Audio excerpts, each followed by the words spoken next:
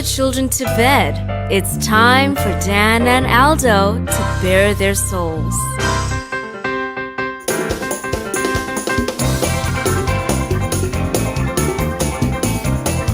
I love the Chicago Bears more than I do masturbating, and that is a lot. Then, with 3 seconds left, Bob Avellini throws a 30-something yard touchdown pass to Greg Latta, and I literally shit my pants. I swear to God, I literally did.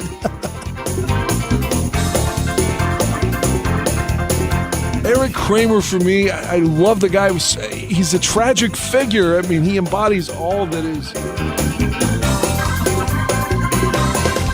If they don't run the ball here, I'm going to vomit. I swear to God. Look, I don't mean any disrespect. He just didn't play that well. Not for a guy of his caliber. You know, they won, but I'm going to be miserable all week because they stunk. I don't really have any recollection of that at all, but I guess perhaps I blacked it all out. So Dan, tape is the ultimate tool for scouts and for coaches to evaluate players, to detect plays and so forth. And they spend hours looking at tape, right? Why do they so often get shit wrong? I love the efficiency of bourbon. Ladies and gentlemen, Dan and Aldo.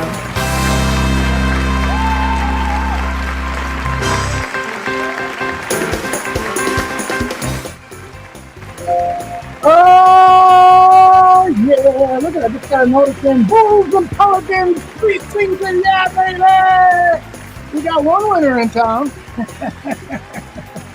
Dan, at the beginning of the show, says he loves the Bears more than masturbating. Well, I don't know, because I think he's out there masturbating somewhere.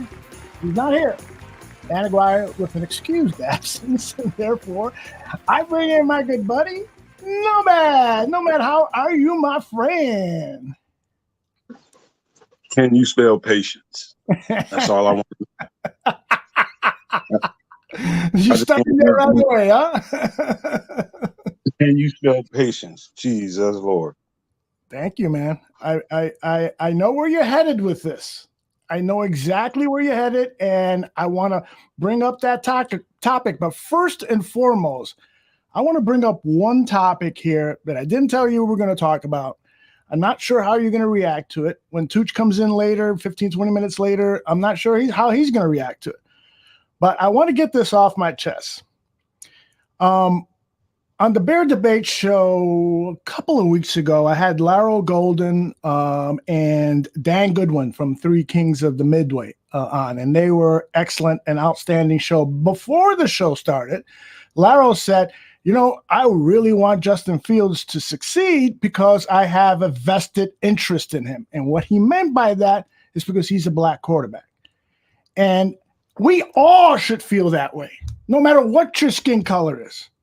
Because, and I'm sure Nomad is going to support me on this, we should know that there has been a history of discrimination against black athletes in certain positions, particularly in football at the quarterback position. I once had a guy tell me, well, you know, black quarterbacks historically can't play that position, so why would the Bears draft Justin Fields? And I'm like, what the fuck are you talking about? Do you not know the history of this country and the racism that college coaches, high school coaches, and professional coaches have done against black athletes playing the quarterback position? It's totally stupid. So when I see on social media people criticizing the Three Kings of the Midway, you know, oh, you guys just want Justin Fields to play well because he's black. Fucking A, I want him to play well, first of all, because he's a Chicago Bears quarterback, but almost just as much because he's a black quarterback, because it's about time that we give black athletes the opportunity to play quarterback, and many of them, and I believe Justin Fields will, are great quarterbacks. or will play great. So I wanted to get that off my chest because it's been fucking bugging me since I went onto social media yesterday and I saw all this fucking vitriol and racism about Justin Fields and stuff. I'm sorry if you feel differently, that race or skin color shouldn't be an issue on this. It is. It is because of what's happened. We can't escape that. Nomad, help me out here. Well, if you can see me right now, Aldo, I'm bowing in respect to that because it is a problem. And I'll tell you why. And I'll tell you how I detect it. I'm kind of addicted to some of these Bears chats. I like to get around, move around, and see what people are thinking, why they're thinking it. I talk to them. And then I notice things. There are some guys that are legitimately concerned about him for their own reasons. I can understand that.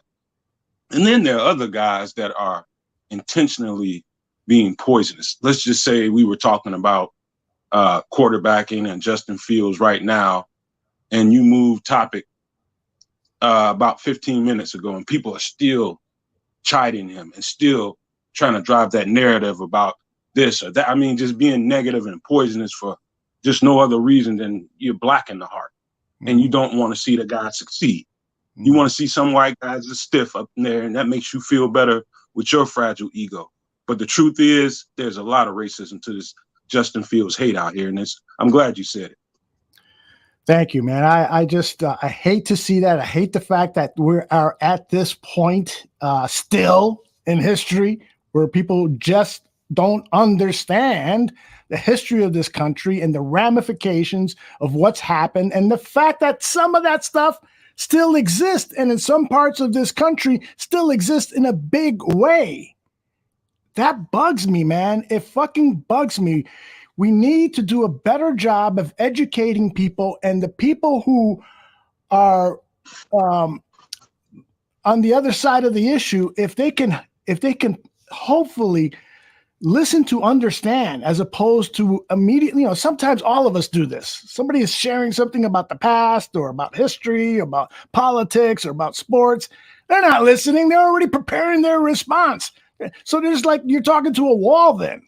Try to listen to people and try to understand where they're coming from. And then we can make some, reach some common ground on stuff. And so I'm lecturing, and I apologize for doing that and for starting the show that way. But I thought it had to be done. And so, Nomad, you started off by saying patience. Take it away, brother. Yeah, I mean, just really to top off what you that whole thing you just did there. It's really about change at the end of the day. It's what they're used to seeing is a traditional quarterback who is usually white playing that position, and it's changing.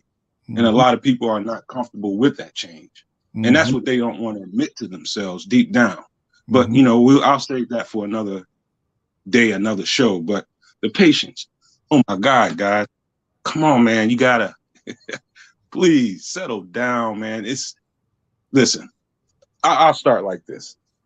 A few months ago, we'll go back to last year. Last year, he walked into the Bears organization in Hallis Hall and was handed a iPad.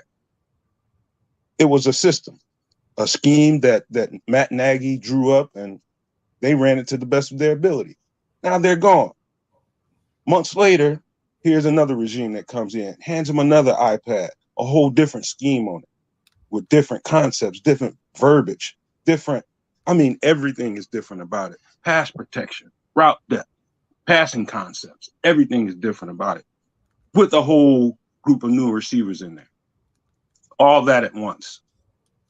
And you expect after 4 games for this guy to be throwing for 400 yards with the offensive line that hasn't gelled yet.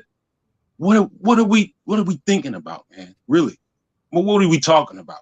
You have a bad game or two on the way to trying to grow in the offense. It's going to happen. People just need to calm down and give things time to develop. If I had anything to say about the game we just played, it would probably have a whole lot less to do with Justin, more to do with the defensive line and the offensive line, if I had to say anything about that last game. Yeah, you win games at the line of scrimmage first and foremost. You can't play quarterback. You can't run the ball if the offensive line is not pass protecting and blocking for the run well. Fortunately, at least that offensive line is doing the latter well. The defensive line, you cannot win if you don't pressure the quarterback and you don't stop the run game. Right now, the Chicago Bears are ranked last in run defense.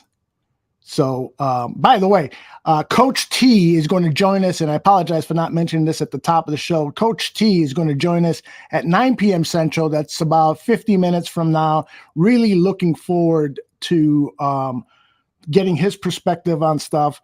But I want you to continue, Nomad, with your thoughts about patience, because I'd like to add one thing.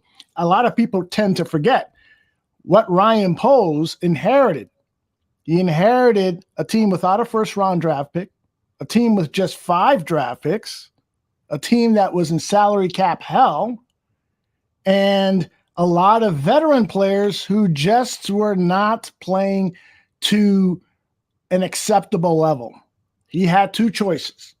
One, do what we have been doing since the Ryan Pace, Emery eras, the previous general manager before Emery, which is putting Band-Aids on stuff, trying to find quick fix solutions. Ryan Poles decided to take the opposite effect. Let's tear it all fucking down. Tear it all fucking down. We're going to start over. We're going to accept the pains. I do regret that he never used the word rebuild. I know he was doing that because he wanted to placate veterans like Robert Quinn. But that's the reality of the situation. It's a rebuild. And if you're going to do it right, if you're going to do it to sustain success over a long period of time, you've got to tear it all down and you got to accept the pain. I've used the metaphor before. It's like when you're doing rehab on the house. I got an old house. We've been talking about doing this and doing that and doing this. And we hesitate sometimes because we say, well, man, it's going to be like 2 months of just fucking living in dust and blah, blah, blah. Well, guess what? Us Bears fans right now, we're living in that dust.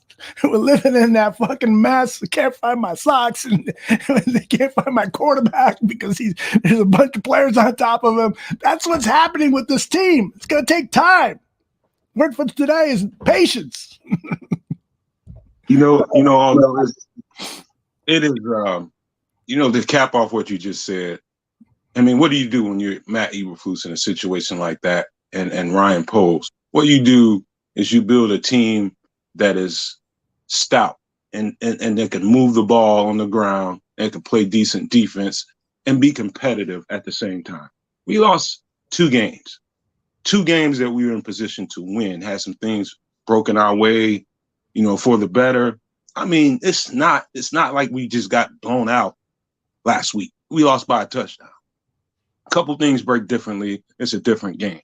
Even in Green Bay, we also had an opportunity to win that game. But that being said, they were never going to ask Justin to go out there and throw that ball 30 times for 400 yards. No, they're not set to do that. They're set up to run the ball, be aggressive on the ground, pull that thing out in a play action, and take some shots down the field a few times a game. That's what they're built to do. They haven't established a pass protection confidence in order to be able to pull out some of those plays, which is why you see a 3rd and 6 running the ball. Because they don't trust the pass protection. Mm-hmm. They just don't. And you're starting to see why. So that eliminates almost half the playbook. Of course, they want to go out there and go 5 wide, empty backfield, and throw the ball down the field. Who doesn't as an offensive coordinator? But can you do it safely without getting the guy killed? So that's what I mean by patience. Some of this stuff is not happening. You're not seeing the flashy, explosive plays for a reason. They don't trust the pass protection just yet. But I think they'll get to that point at some point in the season. I just don't see it yet and how they're going to get to it yet, but it's going to happen. My man Vaughn, who I saw on the Bears Country podcast, a young man who really knows his football, he writes, winning games this year is not what this team needs to do right now. They need to get a top 10 pick. I sort of disagree with that. I'm not worried so much about how high we're going to be drafting. Yeah, I'd love to, figure out a miracle way to win 12 games and also have a top 5 pick. But because I think you can find gems in the draft wherever you're picking. Yeah, your likelihood of success increases the higher you draft in the round, but I'm not so worried about that. What I'm most interested right now is seeing efficiency. What I'm seeing, I want to see receivers get open. I want to see this offensive line improve by a million their pass protection. I want to see Justin Fields make better decisions. And I mentioned that Coach T was going to be with us a little later in the hour, but he's actually here right now. So let's bring him in and utilize his experience, get to know him a little first, and then we'll take a look at some tape and do this thing. Coach T, how are you, brother? What's going on? You got a little audio issue there, but give me a test. 1, 2, 1, 2. Let me see if we can clean that up. 1, 2, 1, 2. It's Coach T in the building. Chicago Bears 360. How we doing? All right, we're doing okay. We still got a little static and stuff, so if you've got like a cable or something that you can rattle, that would help the audio quality a little bit. Man, the best thing I could do is probably go on headset, but I'm nervous. That makes me nervous, Aldo. Coach T, go on headset.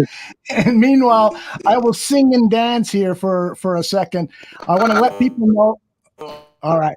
I want to let people know that the Tooch will be with us in a little while. He's got his all-time favorite, Bear State of Affair, which is always good for comic relief. And I think once we get through talking to Coach T and Nomad and myself about some of the floundering we saw in that game Sunday, we're going to need some comic relief. And so Tooch will be here a little later. There's my man Tooch right now. See how gorgeous he looks?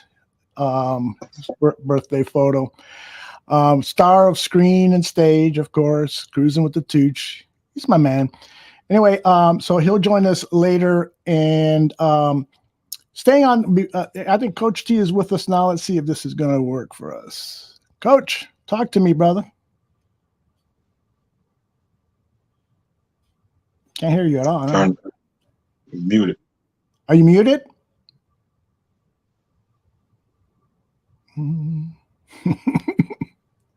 I like that hat he's wearing. Give him a close-up. Can't do that like that. He's a good-looking guy, man. Nomad. Coach, where you get that hat, man? I know. The wonderful thing about live TV. We just talked to him. I think I it. just heard him. Well, but he went off. I think he's gone. He'll be back. He'll be back. All right, brother. Yeah. Where were you? I was spending. Like I was telling you in the green room, I was debating on whether I should just come in here with my hair on fire or just be patient, try to explain to these guys the best I can from what I know, what they see happen out there and why. Mm-hmm. I'm holding my fire back, but I really want to throw some holy water on some of you motherfuckers, to be honest with you. I love it. Coach, how you sounding? Talk to me. Can you hear us? Let's see if we got some audio now. All right. That sounds better, man. How are you, man? I'm great. How's things going, man? Thanks for having me. Oh, our pleasure, man. I got to tell people how we kind of connected yesterday. I put up some tape of a play, and we'll show it actually a little later. And I asked people, do you think that Justin made the right decision here going to that corner pass with Dante Pettis, who was well covered? Or you think perhaps he could have hit the receiver over the middle, Cole Kmet, who was closely guarded, but perhaps could have been thrown open? And Coach T says, well, all depends. You got to look at the all 22. You got to see where his head is moving. Is he going from right to left? Is he going from left to right? And even then, you may not know the correct answer. And I'm like, this guy, I want to talk football with. Let's go. Because everybody's got the answers, but he provided the right answer based on what we see, based on what we know. Here's the best guess information on it. So, Coach T, Before we get into the Chicago Bears, tell us a little bit about yourself, where you've coached before, a little bit about your background, brother. Awesome, man. So I'm a retired Marine Corps vet. I chose after I jumped out of military services, a little transition career. I started coaching high school ball down in Florida, in Hillsborough County, the greatest county to coach high school football. So anybody know about Hillsborough County in the Tampa area?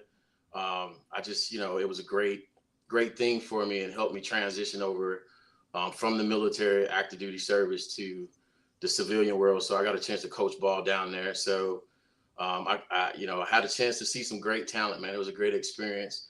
One of my former players is actually a Chicago Bear. My first year coaching, it was his senior year, Byron Pringle. Y'all don't beat me up. And then we have it's a few more players in the league. Deontay Johnson at Pittsburgh, Bruce Hector at Detroit, and I've seen countless of others that I actually coached from across the sidelines from that same county. Ray McLeod, actually Rodney Adams, I played against twice. They were in our division. So was Isaiah Wynn. They were all on the same team.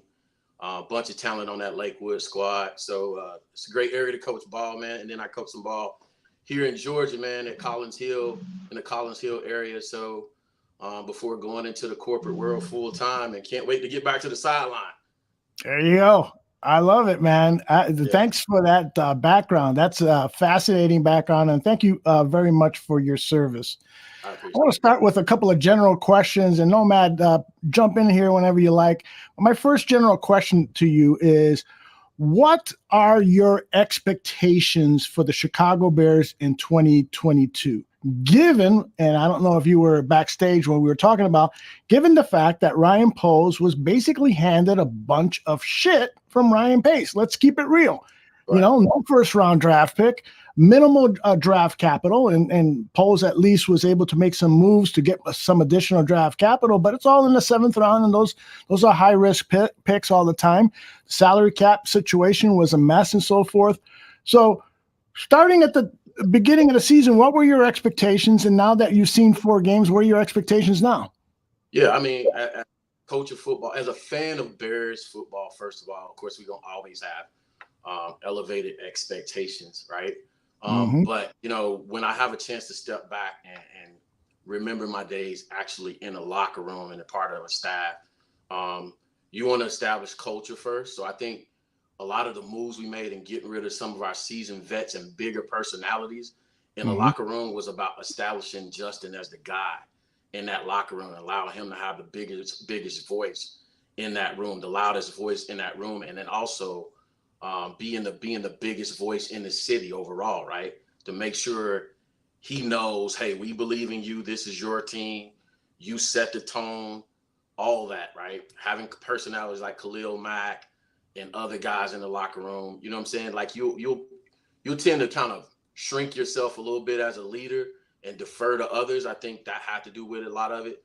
And then a lot of people kind of, snub, Coach Flew with the Hitch principle. But being a military guy, man, I love acronyms. That's how we learn everything. And that's what great teachers do. They make things we talk about in corporate and the military is setting SMART goals, right? They have to be specific, measurable, attainable, repeatable. And I always forget T&S, but y'all see where I'm going with it. So even I use acronyms, right? SMART principles. You want your goals to be that. And that's what he did with the HITS principle. So just establishing a culture and a style of play, right? Not necessarily concerned with the results per se. You want to be competitive. You want to have chances game in and game out. And as Matt said, Nomad said, if you really look at the 2 losses that we have, the New York Giants game and the Green Bay game, which I was at, by the way, we were in it. We had opportunities to, put pressure on the Packers. We had opportunity to put pressure on the Giants, and young teams, you have to learn how to win. You have to learn how to be in the right place, high discipline. Coach Flew and the staff are always talking about, assignment, alignment, key technique. That's a coaching thing that we always kind of talk about. So they're teaching the right principles. A young team just they need time. They need time to develop. I know we live in the Burger King generation and the instant grits generation, but football is not played that way. I hate to be the bearer of truth, but football is not coached. It's not taught, and it doesn't evolve that way. You know what I'm saying? It just doesn't. Mm-hmm. That's just the reality of it, right? So yeah. Well said, man. Please don't have that. Can I say something to Coach real quick? And I think I've told you this in your chat. I really appreciate now. Offensive line is a weak part of my evaluation process, but I really do appreciate your content, man, and I appreciate your willingness to be able to go out there and teach these young guys. That's something. Being a mentor out here, I don't have not only the time or the patience for it after mentoring, going out and coaching, because guys ask me all the time to come out and help coach, and I'm just like, dude, I don't have it in me. So hats off to you, man, for being willing to do that. But what I would like for you to explain to these guys why it's so important that the job that has to happen up front with 5 guys is up and down for the Bears to be explosive in the passing game. You can see, and I'm pretty sure that you see the same thing. They're not confident in pass protection. I just explain to these guys why that's the hiccup in the offensive game plan right now.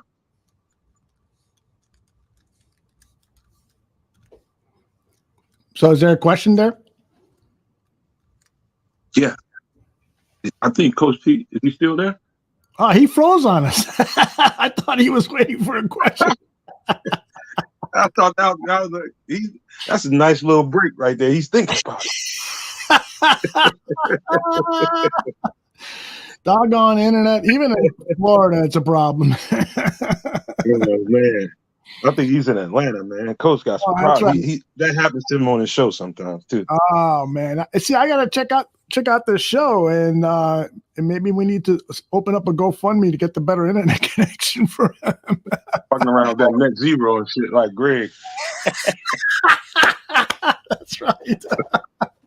That is right. One of the things I want to ask him, and maybe I can ask you this first, Nomad, because you've been around the game of football, you've coached, you've instructed, played the game. If there was one player that you could pull aside and say, listen, I want to give you a coaching tip, who would it be, and what would that tip be? I got a feeling you're going to say somebody in the line of scrimmage. Oh, that's easy money for me. I played cornerback. So I would love to talk to Kyler Gordon right now. And before I get into that, let me explain to people out here listening to the show.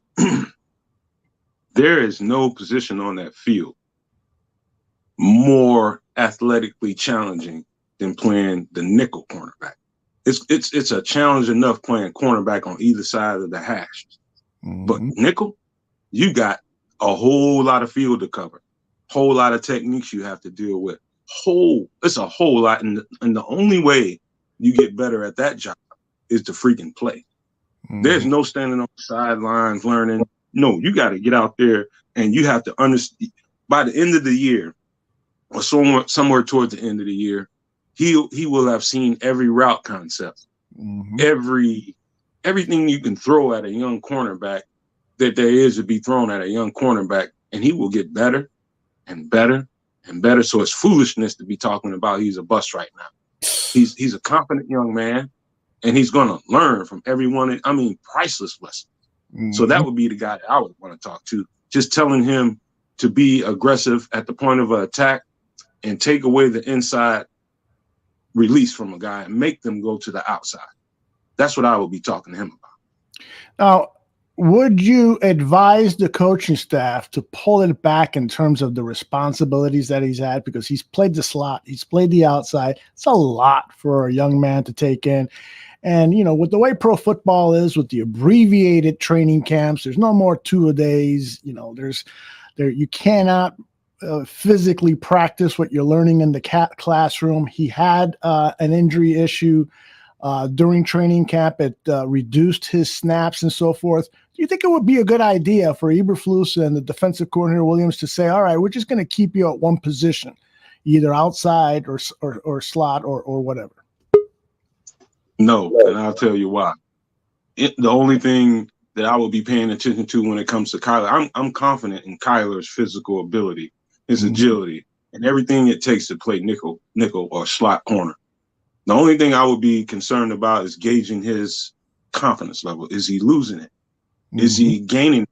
That's the only thing I would be worried about right now. Is he flushing that shit after every play and he's ready to engage again? That's the only thing I would be worried about with Kyler. Let him take his lumps.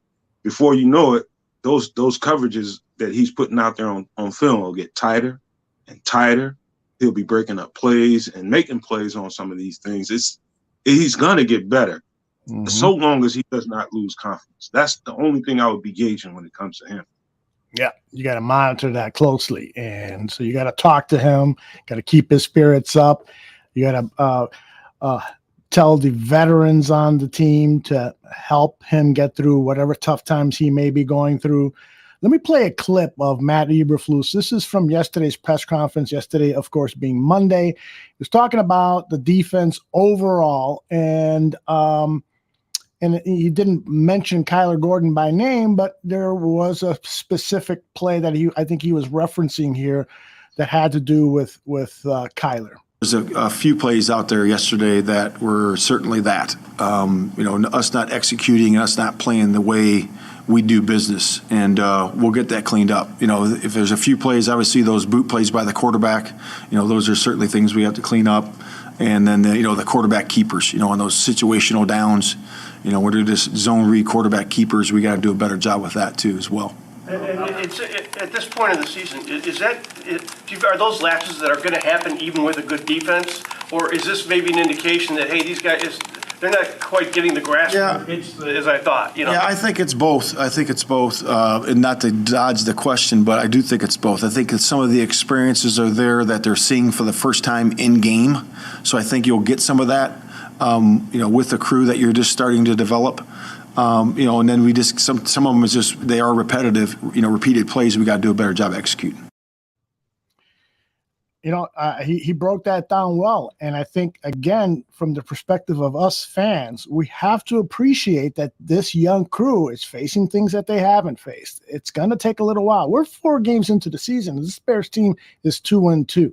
I'll tell you, first and foremost, the reason they're 2-2 is because of Coach Eberflus instilling in them that HITS principle, using those military acronyms and those players buying into that and playing hard in the third and fourth quarter, which is where they've won the 2 games that they've won. This team on defense, despite all those errors, has still not allowed a touchdown in the second half this season. And that's something to be proud of. There's a lot to be proud of this Chicago Bears team.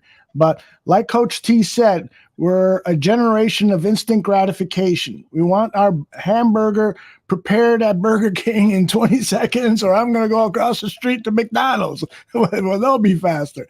So it's that kind of mentality that we need to get away from and really appreciate it. Now, I say that partly for myself too, because I don't know if there were many more depressed people more than me after Sunday's loss, because I saw a lot of plays out there that could have been made, should have been made, and it's frustrating. But at the same time, I got to rein myself back and say, this is just not happening.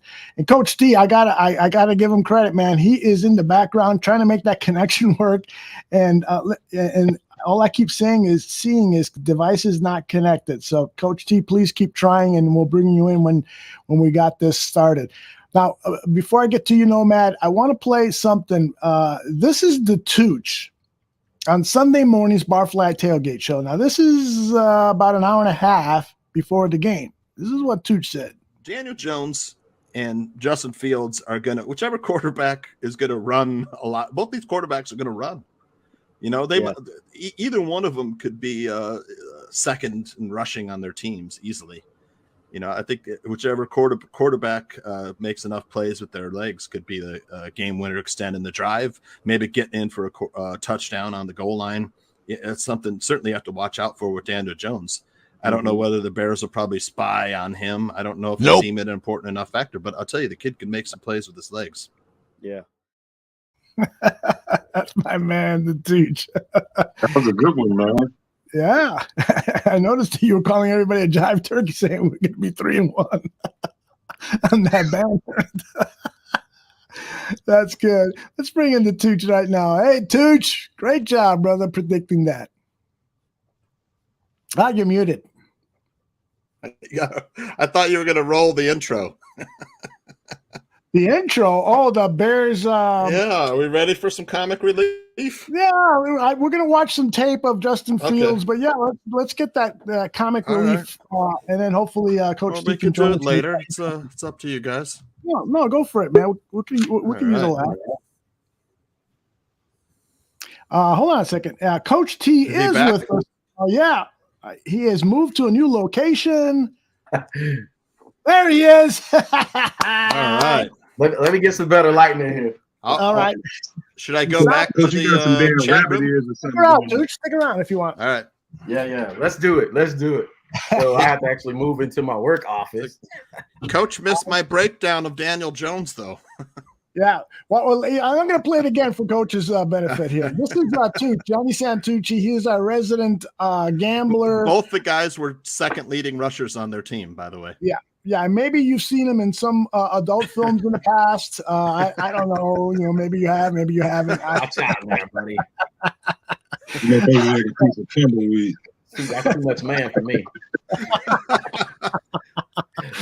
But this is Tooch on Sunday morning, about an hour and a half before kickoff. Daniel Jones and Justin Fields are going to, whichever quarterback is going to run a lot. Both these quarterbacks are going to run.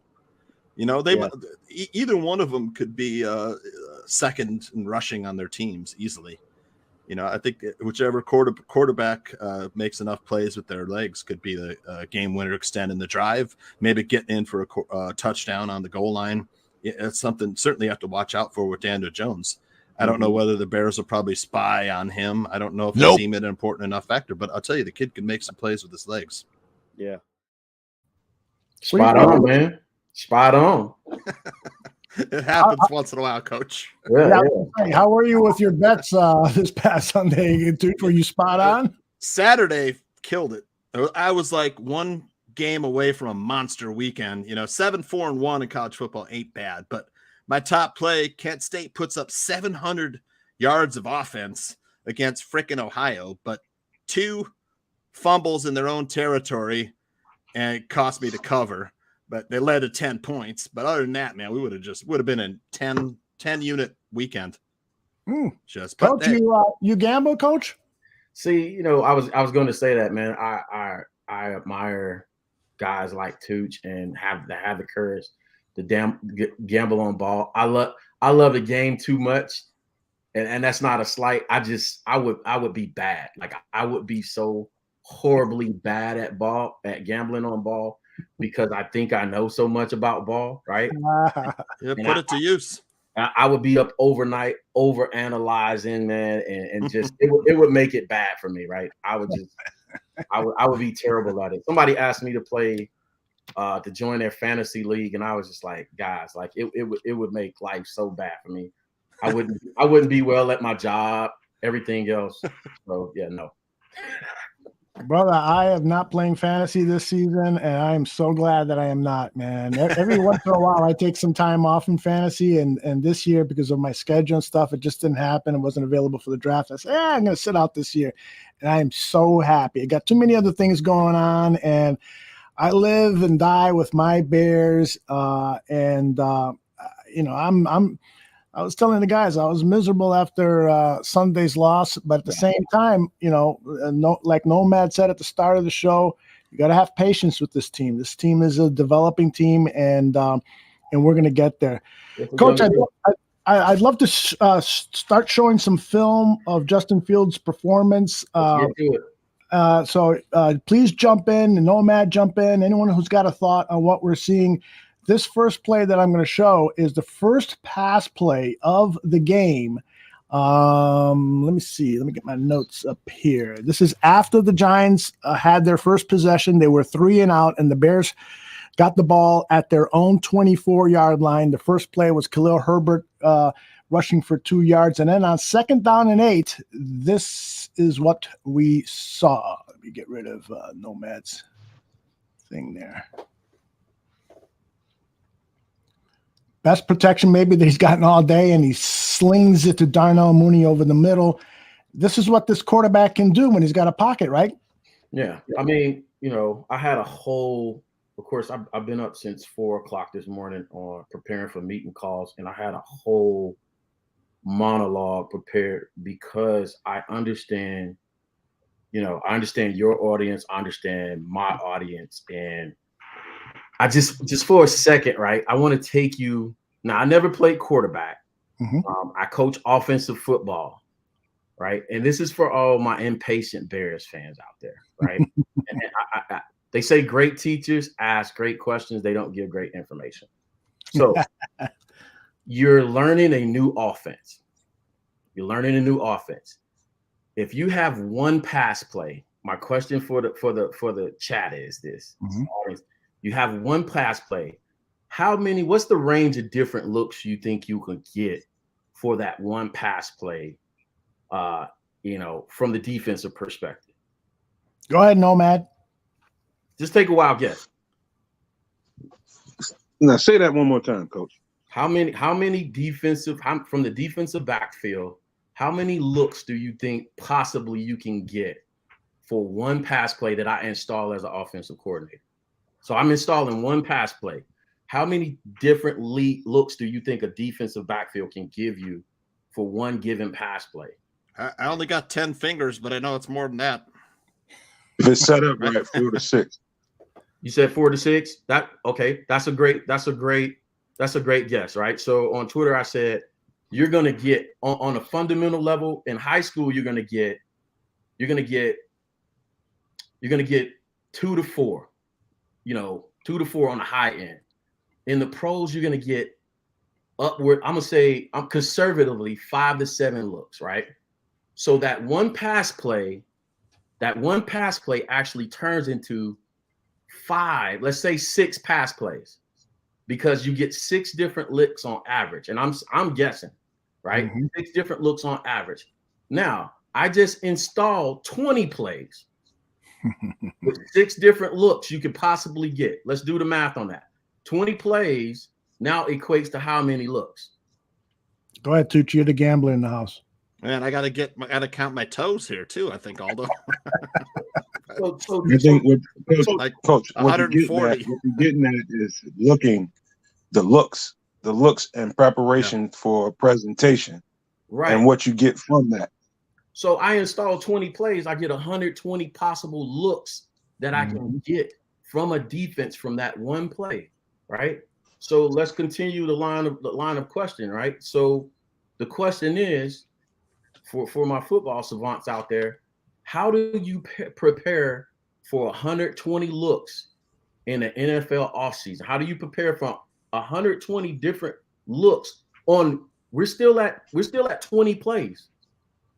How do you prepare for 120 looks on 20 plays in an NFL offseason, a condensed offseason, a shortened offseason, and mind you that you're not really going 100% the entire offseason? How do you prepare for that as an offensive coordinator and a quarterback?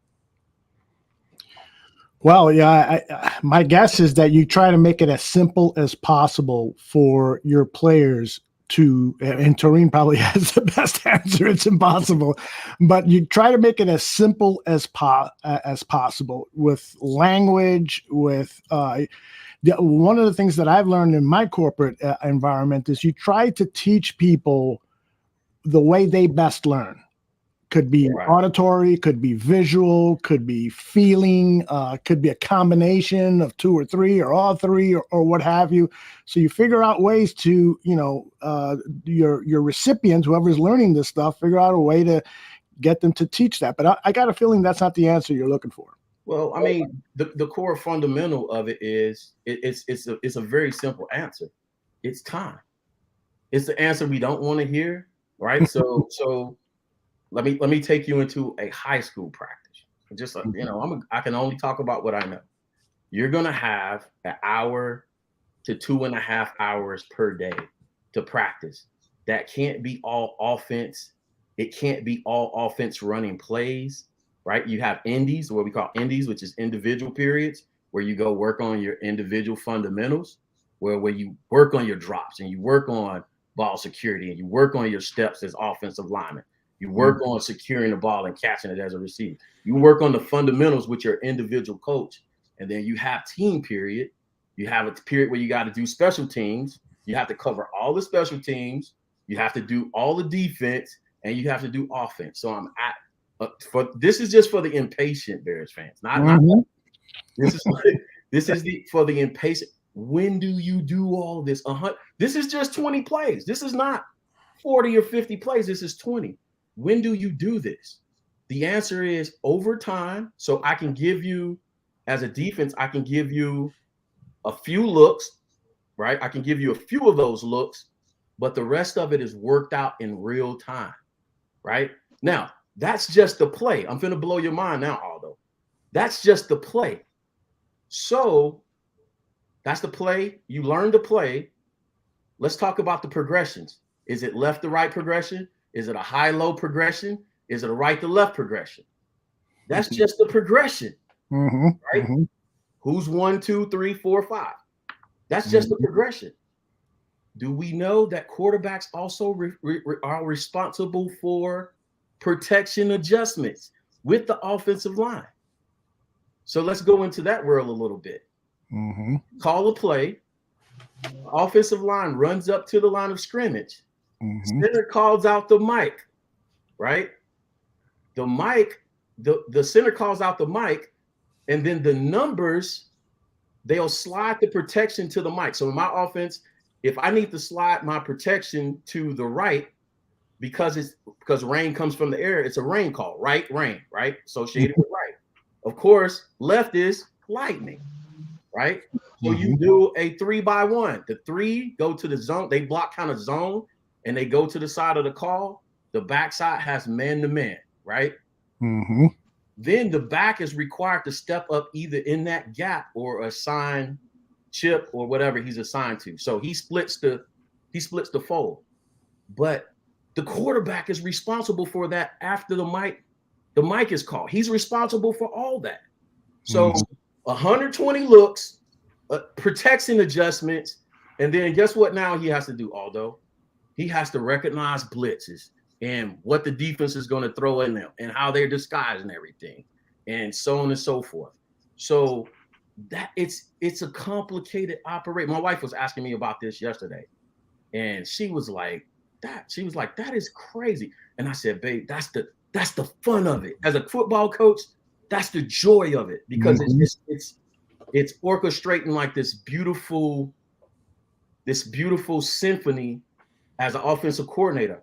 But when it goes bad and you have 7,500 or 75,000 offensive coordinators in the stands, it's terrible, right? Because everybody in the stands knows how to do your job better than you. Somebody said this to me on Twitter one day. They said, I would love to have the confidence you have one day, trying to be funny. And I said, when you're an offensive coordinator, you have to be a borderline a-hole narcissist, because you have 70 at the Florida high school level. I had anywhere between 3,000 and 5,000 fans. I have 5,000, 4,000 people that know my job better than me.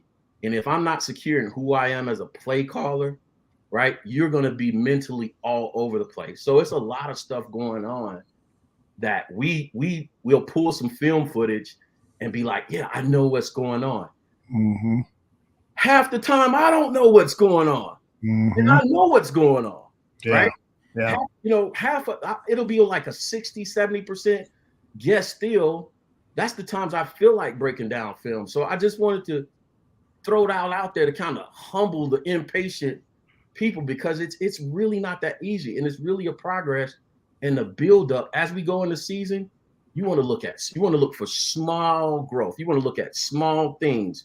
You want to see next game, you want to see Brisker not bite on boot action, right? Because The Vikings saw that, right? Mhm. It's on film, right? Right. You want to see Sam Mustard not get blown up on twists and stunts in the A gap, right? You Or want to stand see, straight up. When yeah, he you comes wanna out of his see- stance. Stand straight up. You want to see Guy. the improvements, right? So here's the flip side, and here's the criticism, because there's two sides to every coin. And I love what Trent Dilford said on 670 The Score. I love how he's given a sober explanation, football explanation of what's going on. Here's the flip side and the criticism. Justin is young.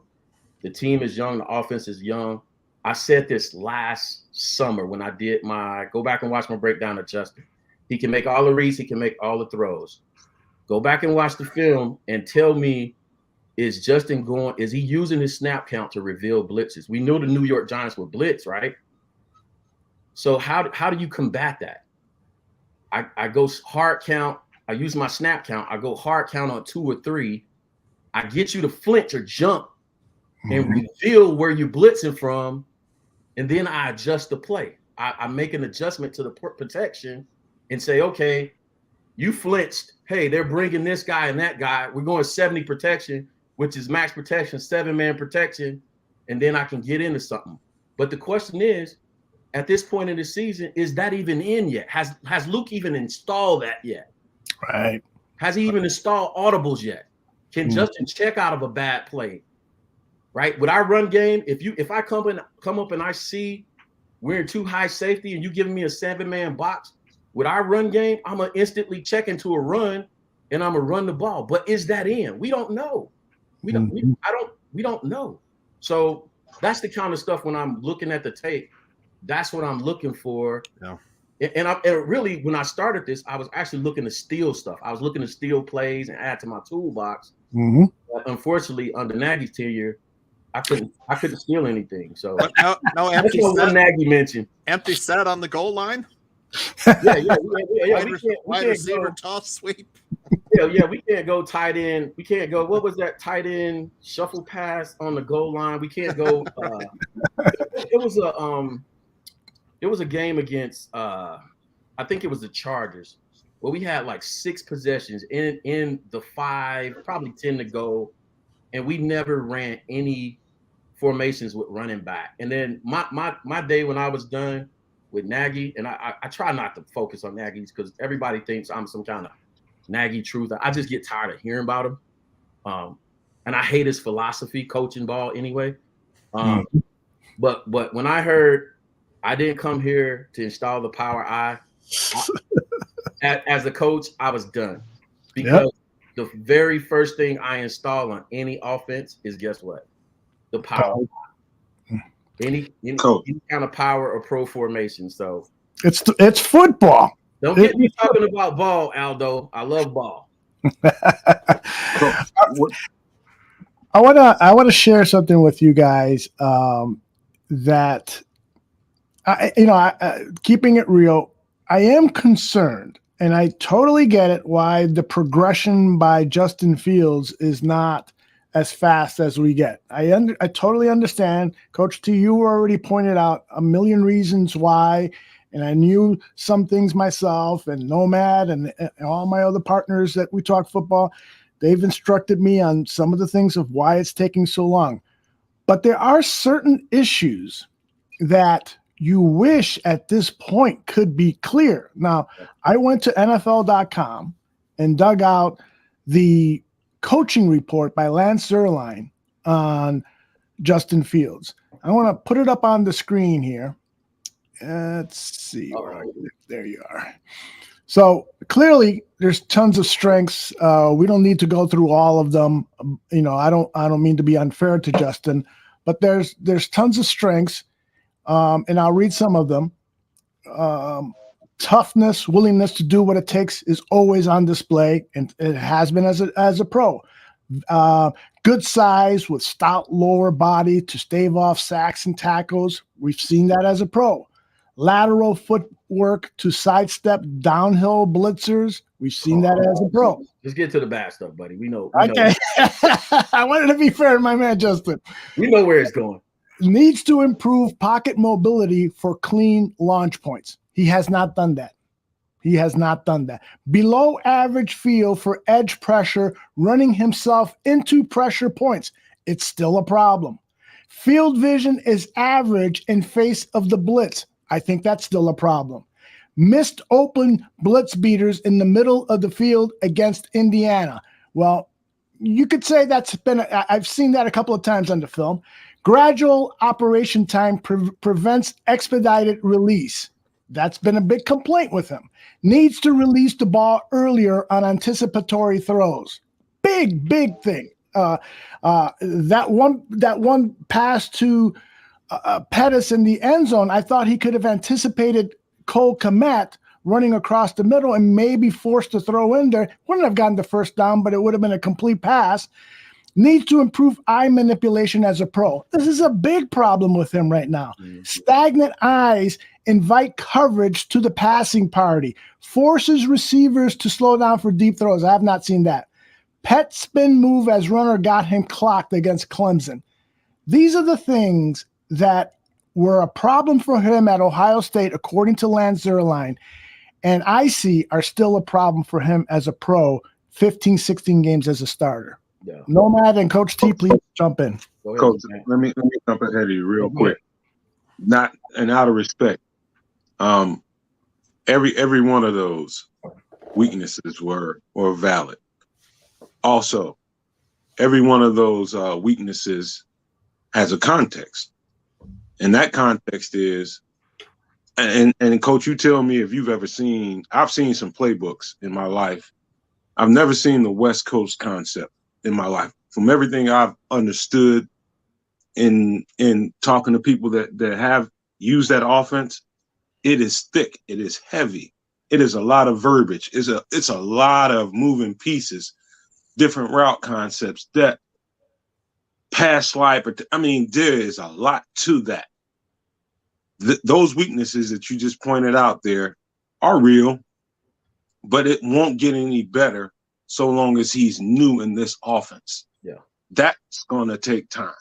Yeah. That's going to take time for all of that stuff to come together and him to recognize those things, because he does, he slides to the wrong direction when the pass rush is coming, and he doesn't identify, where that heat is coming from, and he goes the wrong way sometimes. All of these things take time. Yeah. All of these things take time. And with him being in a brand new offense, it just exacerbates the whole thing and makes it look worse than it actually is. Yeah. Pass protection, that is leaking right now. And I was trying to say this to you, Coach, before you start having some technical problems. But I go to your show because you're an O-line expert in my eyes, because I really lean on your knowledge in that aspect of the game. Mm-hmm. Explain to people why that's going to be a problem ongoing until they fix the O-line pass protection problem. He doesn't trust them. Yeah, he doesn't. I want to go back to. I'll circle back to the O-line issues, but I want to address the weaknesses, and I can't remember them all. Sure. Aldo, but I want to address the weaknesses. Some of them that I agree with. Right. Mm-hmm. I can't sit here, honest face, deny any of those having appeared at some point between last year and this year, right? So the obvious thing Nomad said, right, and we already stated, time. You're learning a new language, mm-hmm. or if you're a math person, you're progressing from basic addition all the way to calculus, right? Mm-hmm. In reading, you're going from reading letters and sounding out letters to forming words to sentences to reading paragraphs to reading novels, right? That's the progression that he's on in this offense. The one criticism again that I had of Justin going back to this summer was, I know that he can make all the throws. I know that he can read the coverages. I saw him drop a beautiful ball in between the corner and the safety against Green Bay last year on the sideline. He read cover 2 zone. The hardest throw to throw in football is to, one, read the play and understand they're in cover 2 zone, 2 high safety. The corner's playing loose in the middle to look the guy off and drop it in the bucket over the corner between the corner and the safety and make that throw. I was like, okay, we're off to the races. As soon as this guy gets a new coach, he'll be okay. The one thing that I'm critical of Justin is the part that's going to take time. After you learn the playbook, after you get this library of experiences with all the coverages, then you got to go back to your game time or your play operation. Call the play, break the huddle, go up to the line of scrimmage. Luke Getzey, help him out with some motion, right? So what cuts those numbers down? The 6 plays, the 6 possible looks. What cuts that down? I'm gonna put motions and shifts in. I send a motion across the formation. What does a trailing corner tell me? That tells me we're in man coverage. So if you watch my channel, let me take a step back. If you watch what I teach, right? Reading coverages. Remember the acronym SDL: safeties, depth, leverage. So you call the pass play, you look up. I see I have single high safety. I send a man in motion, the corner or nickel trails. Single high safety, that's the S. That's single high safety. The corner is trailing. That's man coverage. Single high safety and a man trailing, that's man coverage. If the man doesn't trail, more than likely that's cover 3. So you cut the 6 down to 3 possibles, right? And then you look at different nuances that you're trying to read. So it's so much. The criticism is his play operation, getting to the line of scrimmage and adjusting everything and using his snap count like Aaron Rodgers does, dare I say, to make defenses show their hand. Peyton Manning, Omaha. It's just all meant to make you show your hand. Okay, great. I know what you're going to do. Make the adjustment. So back to Nomad. The offensive line, man, here's the thing. I'm not gonna go crazy about the offensive line because they had basically they kicked tail in the Green Bay game. They dominated. I was there. It felt different. It felt like on the power plays and the power concepts, which by the way, I called that play in the summertime. I drew the play up in my playbook session. They're gonna run power. They called the power play, and we were snatching Green Bay's soul on the power concepts. Where I had 2 Bears fans sitting right next to me, and I said, "Watch this. Anytime Blasingame into play, the results are going to be positive because those are power concepts. There's really no defense for them, right? So I won't beat them up. I don't understand. Well, I won't say that. I pointed this out on the Twitter channel too, on Twitter. Has anybody seen Tevin Jenkins pull? I don't think so. So when you're watching the film, look out for that. So nobody understood why Lucas Patrick and Tevin were swapping out. Lucas pulls on those power plays. Cody pulls on power plays. They haven't pulled Tevin on power plays. So they feel comfortable running zone and pass protection with Tevin, but they don't feel comfortable pulling Tevin on the power plays, right? So that may be a reason. It's evidence that shows that. But we definitely got to go with somehow find a way to get Patrick back at center. Tevin is our most talented offensive lineman, period. Let's just say it. Whatever the issue is, you have to understand, right? I think Jerry Jones said this, or Jimmy Jones said this. He said, all players treat all players the same, but not equal. Some dudes in the locker room, you got 1 or 2 guys. I'm sorry, you just not the same as everybody else, right? Tevin, you're not the same. You get exceptions to the rule, buddy. You want an extra Gatorade? Go ahead. You want to be a couple? I'm sorry. You know what I'm saying? So I think that might be a leadership flaw. I think that might be a mishandling of how to handle Tevin, and I think it might bite us in the long run. Hold on, Coach. Now what you just said was, it's a lot of truth to what you just said about Tevin is a monster, but agility wise, Tevin is really, he's stiff and strong at the point of attack. Probably the strongest guy we have on the offensive line, but he's not. He's a stiff, knock-knee guy. Lucas Patrick is a little bit more agile, has wider stance, better base, and he probably can move better in those pulling plays you're talking about. Yeah, that's so I can see why they're doing that. Yeah, that's what I'm saying. That's the reason why, to me, the only evidence I found, the reason why they're doing it. They feel comfortable. They want to run the power concepts. They want to run the counter trades, the Kyle Shanahan, where you have a couple guys pulling across the formation to shade the numbers or run to the weak side or the strong side. They want to run that style, run the combination of zone and power concept. So run it and do a pin pull on some toss plays. I don't know that they feel comfortable using them that way. What do you think about what Chubb says here? He says, what has Jenkins earned in the NFL to deserve special treatment? He doesn't have the resume to get special treatment. How do you respond to that? Again, man, like here's the thing, bro. Okay, so check this out. This is just football. I'm just talking football with you, right? You're going to have, I'm telling you, you're going to have the 1 or 2 guys that practice like crap. It's going to be the 2 percentile of your team. You're going to have a guy that practices like crap. He may not have the best attitude, right? He's not going to be divisive in your locker room. He just has he's a little different. He's one bad decision away from making a blotter. You're going to have one of those guys. And you got to pull that. You got to pull. You know what I'm saying? He probably eats crayons, right? You got to pull that kid to the side, put the arm around him, and say, "Come on, buddy." You know what I'm saying? You may slip him a box of crayons, and you know what I'm saying. To eat on the way home, put your arm around him and say, "Come on, buddy."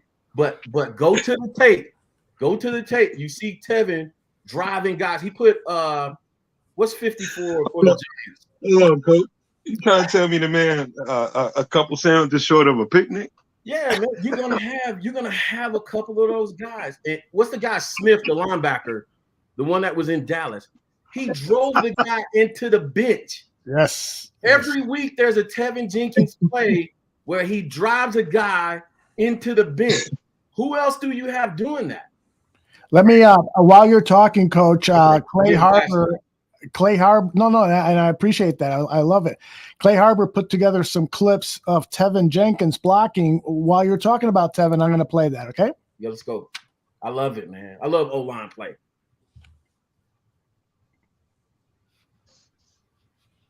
I mean, he is just a physical presence. He's not going to give up, man. Where's the penetration from the defense? One-on-one. He just rides that guy all the way down. It's just beautiful. I think he had the sideline play in here too, where he wrote. It's motivation. This is it right here. No, that's not it. That's his problem. It's motivation. Here you go. Watch him ride this guy to the bench. There you go. Go sit down. Have a seat. He doesn't need a double team. He can handle it all by himself. Look at that base. Just beautiful. Rides him to the left, rides him to the right. Which way you want him to ride him? Although while we're looking at this too, I want to mention this because we don't pay enough attention to it. We always on the offensive line. Not enough attention is given to how much we use Cole Kmet and pass protection. We want him to pass block 30 plays a game. Yep. We want him to delay block 15 plays a game. And then we want him to catch the ball for 10 catches and 150 yards. or we're going to shit cannon, right? You know what, Coach? Hold up, Coach. In the context, and I'm gonna try to defend. I'm gonna do my best to defend Cole Kmet here. Oh, I'm the circumstances. Go ahead. Yeah, I know. But the circumstances are that you need, and Luke Gessie explains it if you listen to his presser.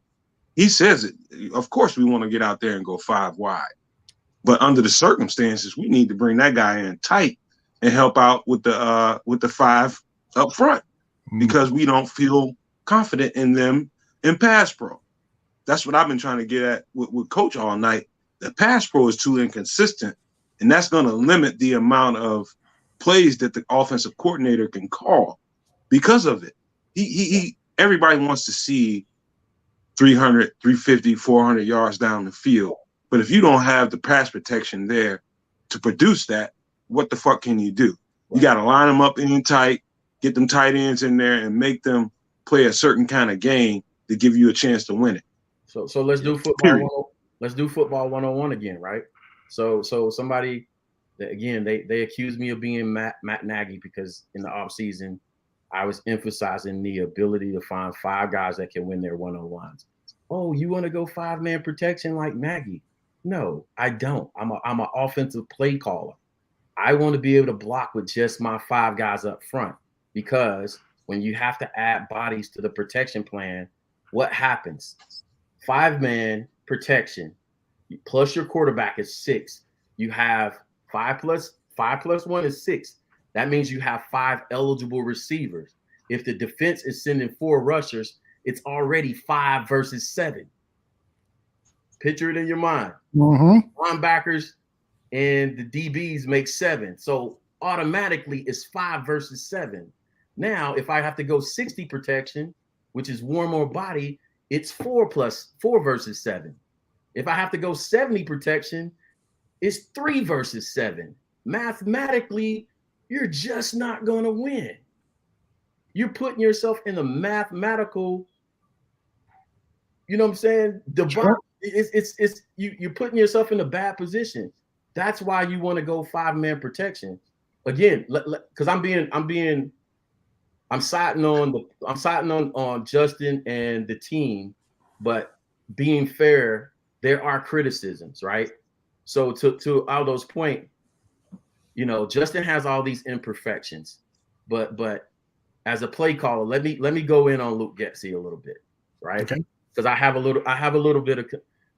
have questions that if I was in the room and Luke's my mentor, I'm asking him. I'm saying, hey, coach, so we have receivers that can't get open. They're not the greatest group in the world, right? Aldo showed the clip. It was off play action. It was a 5 to 7 step drop. Have we seen any 3-step drops this season so far? Couple. Right. I'm talking about from under center. You know what I'm saying? No, I haven't. 1, 2, 3, ball's gone. Right. No. So I said this on Sunday. I think the play calling I'm seeing, it looks a little bit bare or bipolar, right? It's either we're running or we're taking deep shots. Where is Nomad mentioned the West Coast game earlier. West Coast is quick timing, 3-step drop, balls out, right? Where are the outs? Where are the digs? If you can't get receivers open, the answer for that is where are the pick plays? Where are the rubs? You want a pick play, you put 2 receivers together, you get one guy to pick another guy, you force them to come open, 3-step drop, you get them the ball and let them to run, right? We've been terrible at executing the screen. So where's the short West Coast passing game? The slants, the hitches, the digs, the outs, the rubs. What did I forget? The arrow routes, right? The arrows. There's about 5 or 6. Where's the intermediate passing game? Justin shouldn't even be getting to 5 and 7 steps in his drop with this offensive line. It should be 3 steps, ball gone, quick out, incompletion good. You use the sideline. Use the sideline as a. You know the ugly truth about it is, Justin's not good at that stuff yet. He's not good at that stuff yet. Hold on. The intermediate 5-yard, 7 to end, 7 yards and end routes, the dinks, the dunks. He's not very good at that yet, and they don't focus on it. I've seen him throw some amazing out patterns in practice, right? So we run this. What they call Florida concept or flag concept. So again, let's go football. We're going to get, because of our run game, we're going to get 8-man boxes. Already, that's limiting the number of looks you're going to get. Limiting the numbers you're going to get, because if they're running 8-man boxes, it's only so many coverages they can run out of single high safety, right? You're gonna get man, you're gonna get cover 3, you're gonna get cover 3 match. You might get a little bit of robber where they disguise a too high look and run the safety down in the box. Where you work is on the outer thirds, because that corner has that whole third of the field on the outside. That whole outside of the hash, he has to guard all that. So run the hitch. That, shall I say, don't curse me, but run a 3-step drop curl. All we need is 4 or 5 yards. We don't need to bomb. We need 4 or 5 yards here and there with our run game. Execute better on your screen game. Let's mix up the run game a little bit. Get a little bit creative. Where's the jet sweeps? Where are the counter plays? I'm flipping on the other side of the coin and asking my mentor, Luke, and I'm saying, hey, coach, what are you teaching me? Mm-hmm. You're teaching me either run the ball or throw it deep. You're not teaching me 5 to 7 yard game versus cover 3 and man coverage. That's all. And if they're going to play man coverage again, rubs, picks, things like that, where are they? Well, let me go ahead, Nomad. Go ahead, Aldo. My bad, man. Oh no, please go ahead. Go ahead. Well, I'll just tell you, and I always try to keep it on the surface level, just like any other Bear supporter or fan that's watching the game. I keep it on the surface level. Where we at with Justin in this offense is beneath the dirt. He hasn't even breached as a seed. He's still being watered. He hasn't even breached the surface and come through yet. And everything that we're seeing right now is a plant being watered. He's new to this.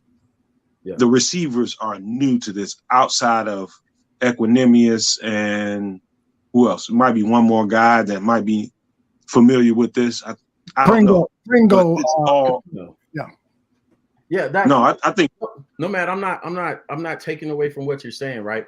I'm trying to shift the conversation to something outside of Justin and the players on the field, right? Because there is a responsibility no matter where you are in your offense. If I go, it's funny, I got a call about 2 months ago.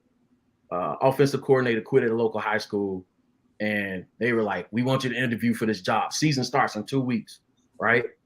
Immediately my wheels start turning about the disadvantages that I have and the advantages I have, and what could I install in 2 weeks to get us going. The point being is, as an offensive coordinator, you are a problem solver. You are a problem solver. I'm shifting from the mentality of there are no excuses. It's my first year calling plays. There is no excuse. I have a young team. There is no excuse. I'm going to put on my you know what I'm saying? I'm gonna sack up. You know what I'm saying? That's why that borderline narcissist as an OC kicks into play, because you have to be that guy that says, my door is open. I want to use some words. I don't give a damn what's going on. I don't give a damn about all the noise that's going on. I'm gonna install this power concept, this counter concept. And I'll tell you how I install power concepts, Aldo.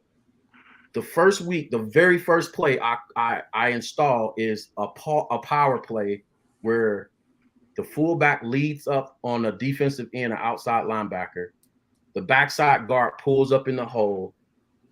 The running back takes a jab step and follows you in the hole. It's the play that Marshawn Lynch scored the big earthquake play on. We ran it. It was the big demo run versus Green Bay. That was 35 power. Very first play that I install in the offense. I go to my offensive line. I go to my fullback. I go to my entire offense, and I say, listen, guys, I want you to be able to come up to the line of scrimmage, and I want you to be able to go to the defense, point to the linemen and the linebackers and say, we're running the ball here, and there's nothing you can do about it. I love it. That's the mentality. That's the mentality. So I get, hey, we need time and all that other stuff. I get that. But there's something that has to kick in. Your alpha has to kick in and say, I'm tired of the BS. Let's go. Somebody had a great question. I'd like to interject here because it's sort of to the point of what Nomad was just saying. There was a play late in the second half of the Bears-Giants game where they were running 4 verticals, and Justin missed Darnell Mooney right over the middle. I want to show you the play, and then I want you guys to hear Darnell Mooney explain what happened. So first of all, here's the play. Get rid of that. Lose that. I see your question, 10. So if you saw that, you saw Mooney's in the slot. He's going to run down the left hash. See him right there? He's wide open, and Fields elects to run with the ball. So here's the end zone look coming up. I'm not sure how much more we will see here, but we'll see that he definitely has time to plant and throw, but he elects to run. So what happened there? Let's listen to the wide receiver talk about exactly what went wrong on that play. And this is Darnell Mooney on messing up. 4 vertical play, and I think that was more so my miss, just thinking wise, and that's where it comes like a hassle of just like trying to learn the playbook so much.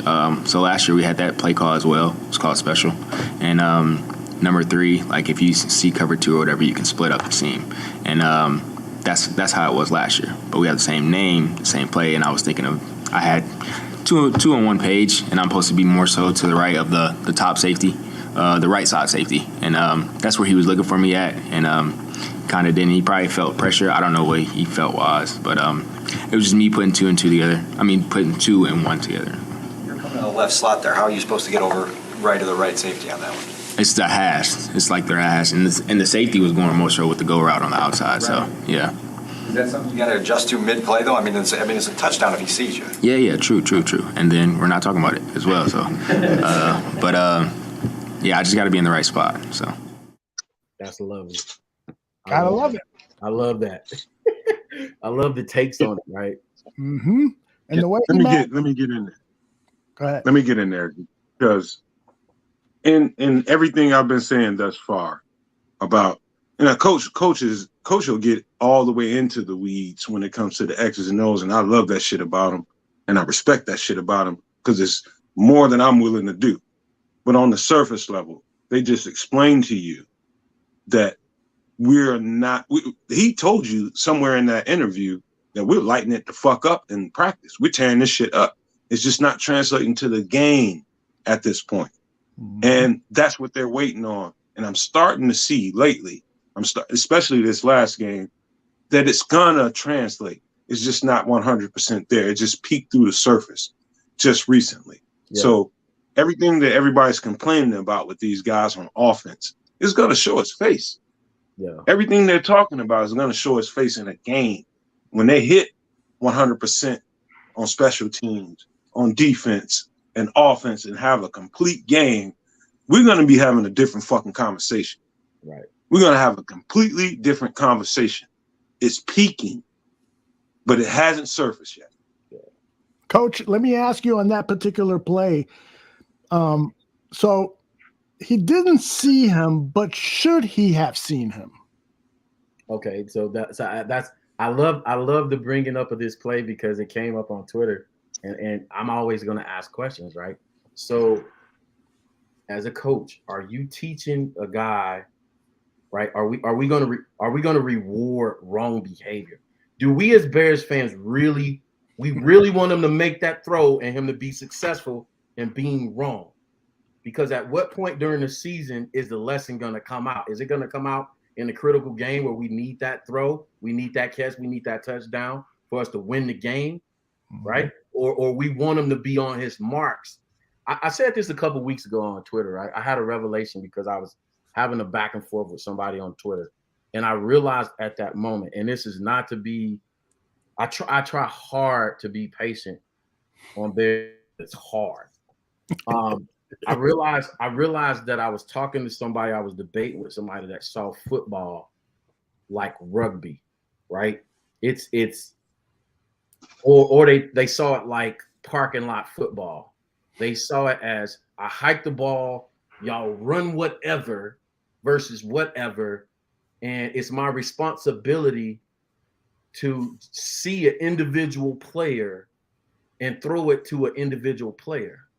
It's my responsibility, according to the play that's called, to go through my progression and also for the wide receivers to be on their mark. So if I look up and I see a cloud coverage, which is cover 4, everybody's taking quarters coverage. Everybody took a quarter of the field, and we're running 4 verts versus that, or 5 verts. And traditionally, Flu was right. Somebody in the middle, in the slot, is assigned to cross over underneath one of those verts and be on his mark, right? If I throw that ball and I reward that guy, then that guy is learning enabling behavior that I can be wrong. I can run my routes any kind of way, and I'm going to get the ball. So I'm glad he didn't throw him the ball. I'm glad he missed him. And why are we not okay with Darnell Mooney saying, guess what? We breezed over the part where he said, listen, we had similar terminology from last year. This is how hard this is. We had similar terminology from last year, and I ran one route thinking I heard one thing, and I was supposed to be here, right?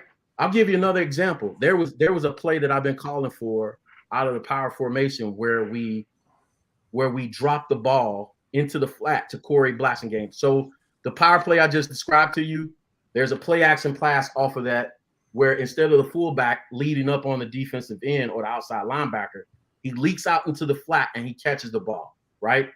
So against Houston, I was like, Luke, call the play. Dump to the flat to the fullback off play action. Luke called the play, but Corey Blasingame decides he's going to block the guard's man. He blocks the guard's man, and then he goes out and blocks somebody coming from the outside. And then at the last second, Justin dumps it out the flat.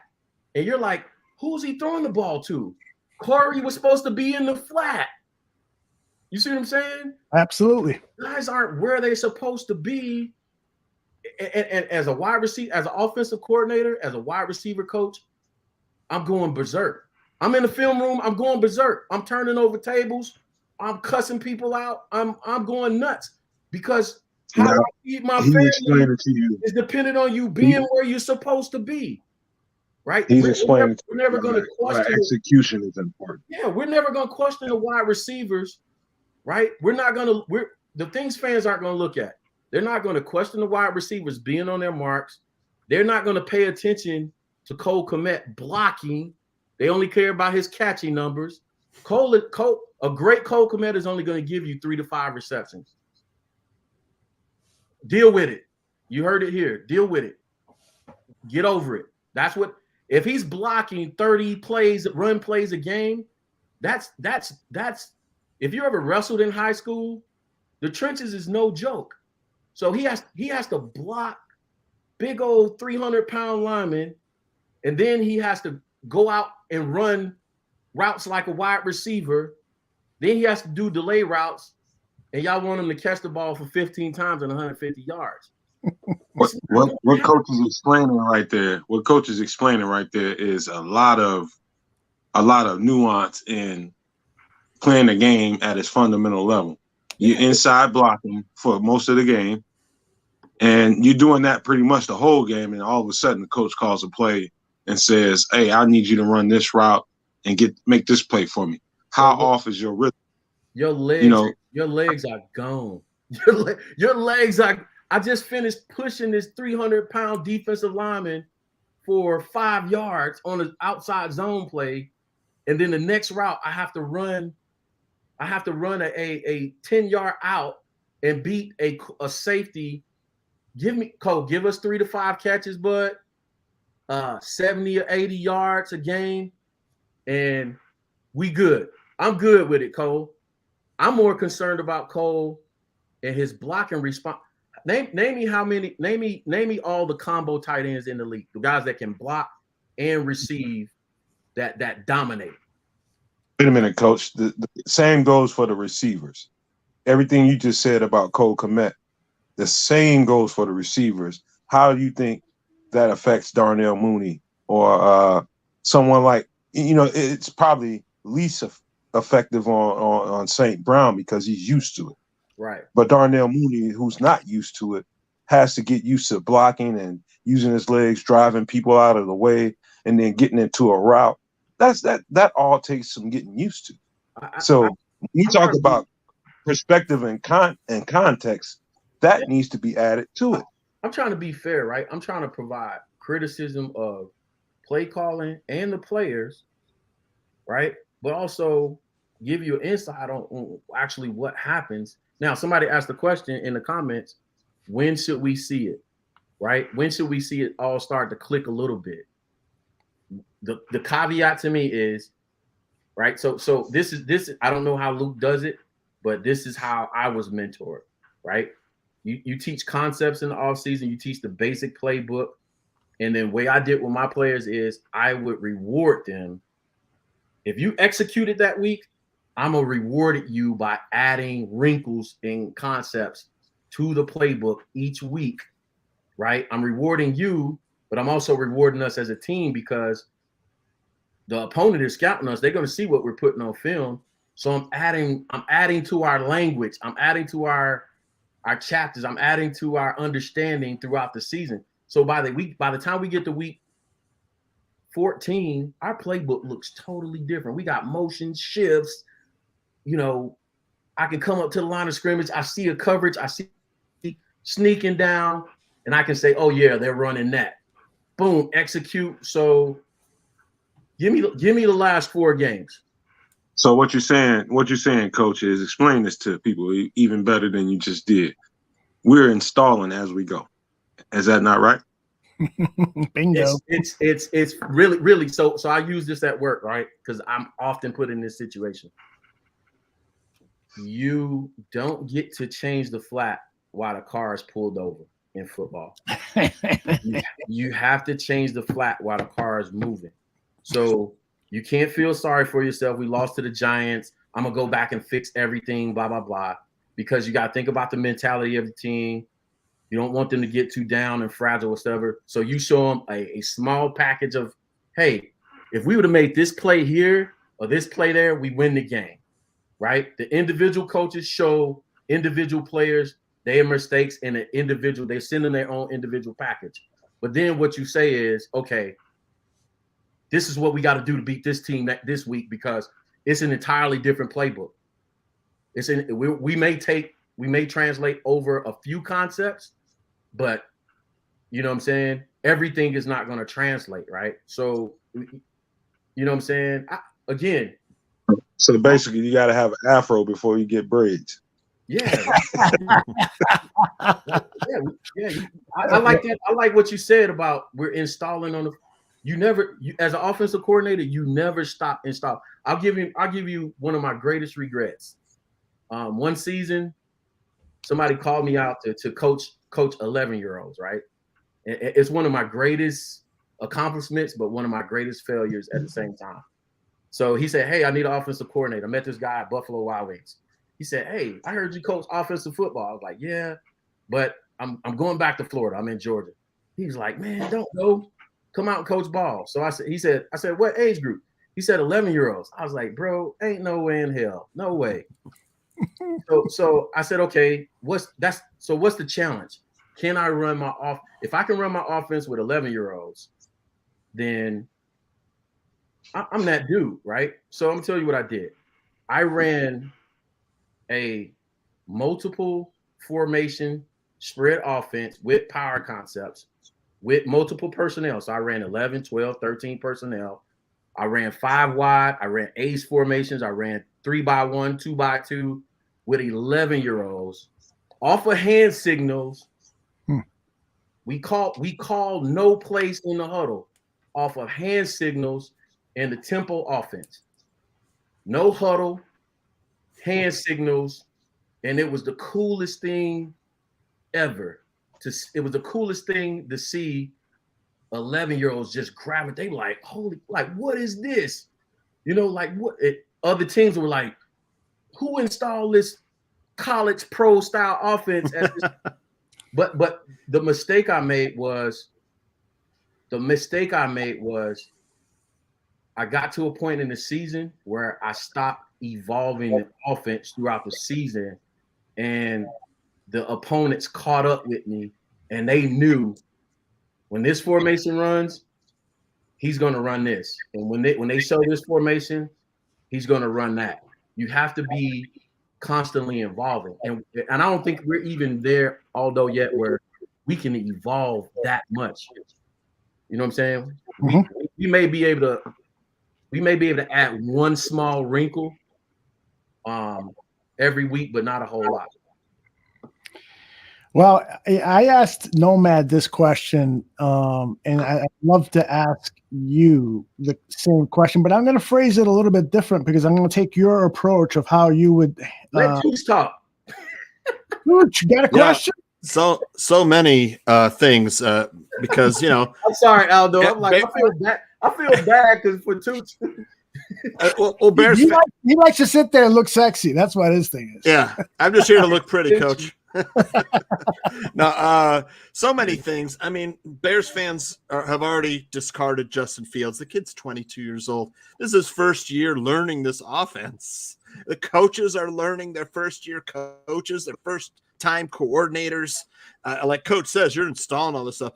When Coach Eberflus and constant Bears coaches before him come out and say, well, we just didn't execute, that's exactly what Coach T is telling you.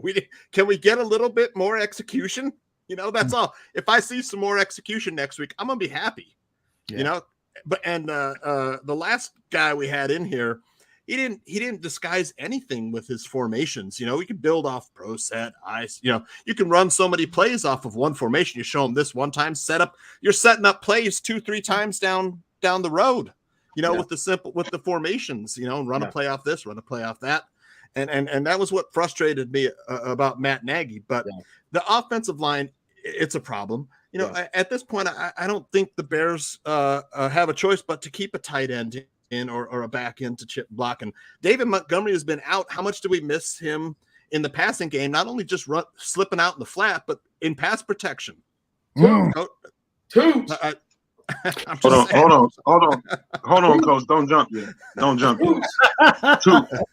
I had something to say, Coach. I was building it up. No. Tooch nailed it. You did. No, hold on, Coach. Tooch, my furry fucking friend. You hit a couple of good freaking points, man, because I've been trying to get Coach to I ain't got him to sell out and say that the offensive pass protection is absolutely trash. I don't want you to say that because I think it's a work in progress. Yeah. But there's absolutely a problem there. And you can see based on the play calling and the sets that they put out there on offense that they're concerned about it. And they won't call. When you get a 3rd and 6 down there in the red zone and you call a run play, you have a problem in the pass protection. And it's up the middle right now. Braxton Jones is very good on the edge with mirroring. Yeah, that's a term that Jordan Silvera likes to use a lot. He follows that player very well, and he stays in front of him. But power wise, he's not pushing anybody over. Right. So I give Jordan that credit. He was on point with that. Right. Those guys have a problem with pass protection. And it's right up the middle right now. Yep. So I'm gonna lean on Coach for this one. That causes the jump in the quarterback when that pressure's coming right up in his face. Yeah, man. That's why he's a little panicked right now because we get tough up the middle. I want to give Tooch his props, right? Because he mentioned something that I've been talking about for at least a week with Demo being out, right? So all of my Khalil Herbert truthers out there, listen to this. This gonna piss you off. A starting running back is not just somebody that can run the ball. You have to be good at pass protection. So I want all my Khalil Herbert truthers out there that says Khalil Herbert is better than Demo. Don't look at him running the ball. Look at him in pass protection. And I promise you, make sure you don't eat 30 minutes prior to watching that film because he's effing terrible at pass pro. Yep. Khalil Herbert sucks at pass protection. And with this offensive line, and I'm going to lead into what Nomad is saying with a question, right? So we know Khalil is terrible. He sucks at it. Great runner, sucks at pass pro. Ebner sucks at pass pro. That's why they're not the starters. I can find a kid in Florida right now that's probably a senior, right? That could come in an NFL offense and run behind an NFL offensive line right now. A Florida kid, senior, right now that could run behind the NFL offensive line with no problem, right? Broward, Hillsborough County, Orange County, day one. What those kids don't come in the NFL ready to do is pass block. So my question about the offensive line to the group is this. Go down the line and tell me of the 5 and our guy coming off the bench, who can win their 101s? Who in the front 5 can win their 101s consistently? Coach, I want Justin to go in that huddle or go in practice and have somebody come up to him and say, ain't nobody fucking touching you on a 3rd and 7. Ain't no fucking body touching you on a 3rd and 7. Step in that pocket and have confidence and throw that motherfucker where it's supposed to go. Who are those guys? Right now, you want me to tell you who I think it is? Yeah. Right now, and this is going to sound, Braxton Jones has been doing a great job. Yep. Alex Leatherwood is a left tackle. I think Jatiri Carter needs a look at left guard. Needs a look. I don't know if he's the guy at that position. Maybe he might be a right guard. I don't know. And I do believe Lucas Patrick is the answer at center. Definitely. Tevin at the right guard for sure. And Larry Bourne, we'll see. If he leaks, put Riley Reef out there some point in the season. That's the way I see it. Yeah. And so that's the question that Chris Morgan and Luke Gessie has to answer. Break it down to bare bones. Of the 5 guys, who do I put on the island and say, you have to win your 1-on-1 battles and I don't have to send help your side? Now, exactly. I got flack in the offseason because I said this is just a coach thing. I don't want a rookie left tackle protecting my QB1's blind side. Hey, Braxton played well. He's been playing well. Kudos to him. Kid stepped up. He's acceptable to power rushes. If it's one thing that he has to work on, it's way better than, him being a soup sandwich, right? So I'll go with it. He's going to come back next year a lot stronger after a year in the NFL weight program, though. I'll tell you that. Right now he's a little light in the pants. Yeah, the definite nose is Sam Mustipher. Yeah. So Lucas has to get back there and center. The problem with Nomad give me too much credit offensive. By the way, offensive line is my favorite group to coach. They just fun.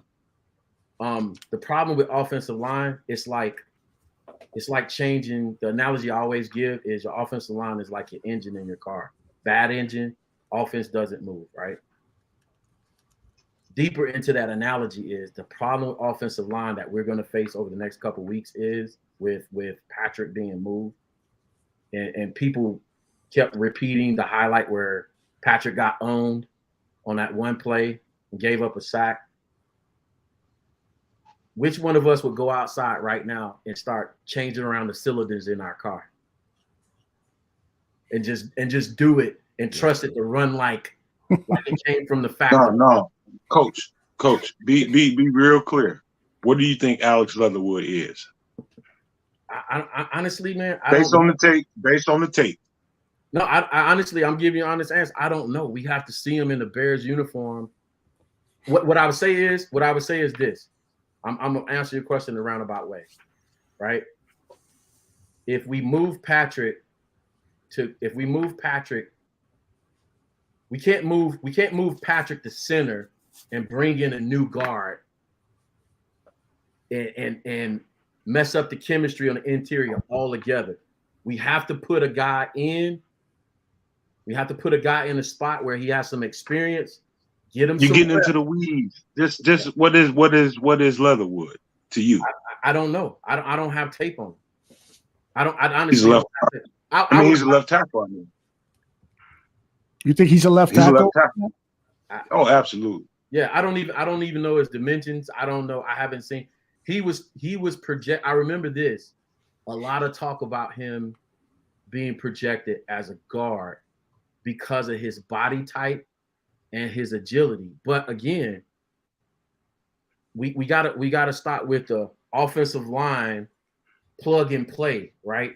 He just needs to be mean and nasty because he's a big ugly. No. Are we running outside zone primarily? Are we running power concepts? Your power concepts, your guards, and your tackles have to pull, right? What are we running, right? And then in pass pro, yeah, you just have to be technically fundamentally sound. Feet, hips, hands, everything needs to work in concept. I just don't. Look at that young man's tape at Alabama. Yeah, they run a pro style offense. That young man's tape at Alabama says nobody touched that quarterback when he was on the left side. Right. They didn't touch him. This is the only thing I'll say. If you put Alex Leatherwood in, or you replace anybody right now, just don't wholesale change your guard, center, and tackle. Is what I'm saying. You're right. I'm not arguing with that. Yeah, I'm not arguing with that, bro. Yeah, I'm not arguing with that. What I'm saying is, if you want the most out of that guy, you have to give him a look at the left tackle spot. You have to. Well, what do you do with Braxton then? You keep playing him, and if he fucks up, then you give another left tackle a shot at it and let him be the swing. So that's why I'm making a comment about wholesale changing your offensive line. You can't take a guy and I could imagine. I put myself in Lucas Patrick's shoes last week, right? You've been playing right guard and you've been pushing with your left leg and kicking with your left leg all this time. And then Cody Whitehair goes down, and then all of a sudden I'm in a game at left tackle. I'm having to flip my brain, push with my right hand, switch up my punching, and adjust to that in game. Like, are you seeing this shit that he's playing on the screen? I'm there with you. I'm just saying, don't wholesale change your offensive line. If you're gonna do it, decide on one guy that you're changing 1 week, and then you come back the next week and you make your change with the other guy, and then you start that chemistry with that group all over again, because they're individuals, but those three interior guys, they key on each other a lot. They play off each other a lot, and they have to be each other's left and right brain. And if you start switching them around, it's gonna look worse than what it does. It's gonna believe me, I am not arguing with you about what you're talking about is the simple fundamental part of moving pieces. Yeah. I ain't arguing with you about that, because you're dead ass right. Right now is the wrong time to be really fucking with that. Yeah. What I'm saying is, if you want the most out of Alex Leatherwood, you start giving him reps at that left tackle spot where he actually belongs. If you see that on tape, what I just saw, that guy is dominant at the left tackle spot. But do you kill Braxton's progress? Do you kill his? No. I'm saying if he starts to leak, it's good to have that guy there. Bro, it's good to have that guy there. If was a fifth, we'd be drunk. Like, he is, but you know what? Lately, Braxton, he's given up pressures. Yeah, I'm gonna let him ball. I'm not messing with that kid right now. I need to find an answer for. Yeah. I need to find an answer for center. That is a problem right now. Yeah. That is the immediate concern. I can't afford for Hey, Musty, shout out to you, my bro. I gave him credit. First 2 games, you go watch the film. You know what I'm saying? Fight me. It's on tape. Dude graded out B's. He didn't grade out anything less than the B against San Francisco, a B versus Green Bay, and I think I didn't grade the Houston tape because I think he might have slipped a little bit in that game, and I didn't want anybody to start trying to hang me by my toenail. He played his tail off those games, right? But when we start twisting and stunning in the A gap, defense starts showing us twists and stunts in the A gaps, blitzes in the A gaps. Dude is lost, and we need experience at that position.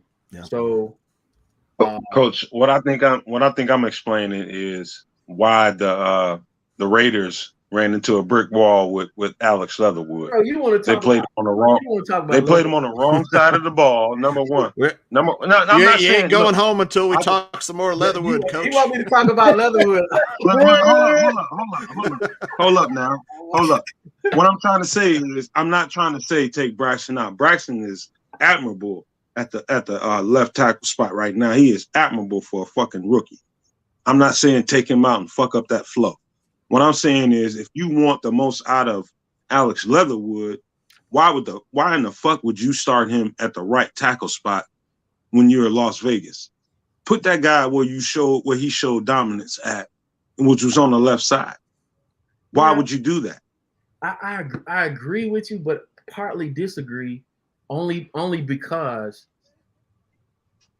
we're talking about Alabama, we're talking about Oakland, and we're talking about Chicago Bears, right? So what did Alabama run? What did Oakland run? And then versus what we're running.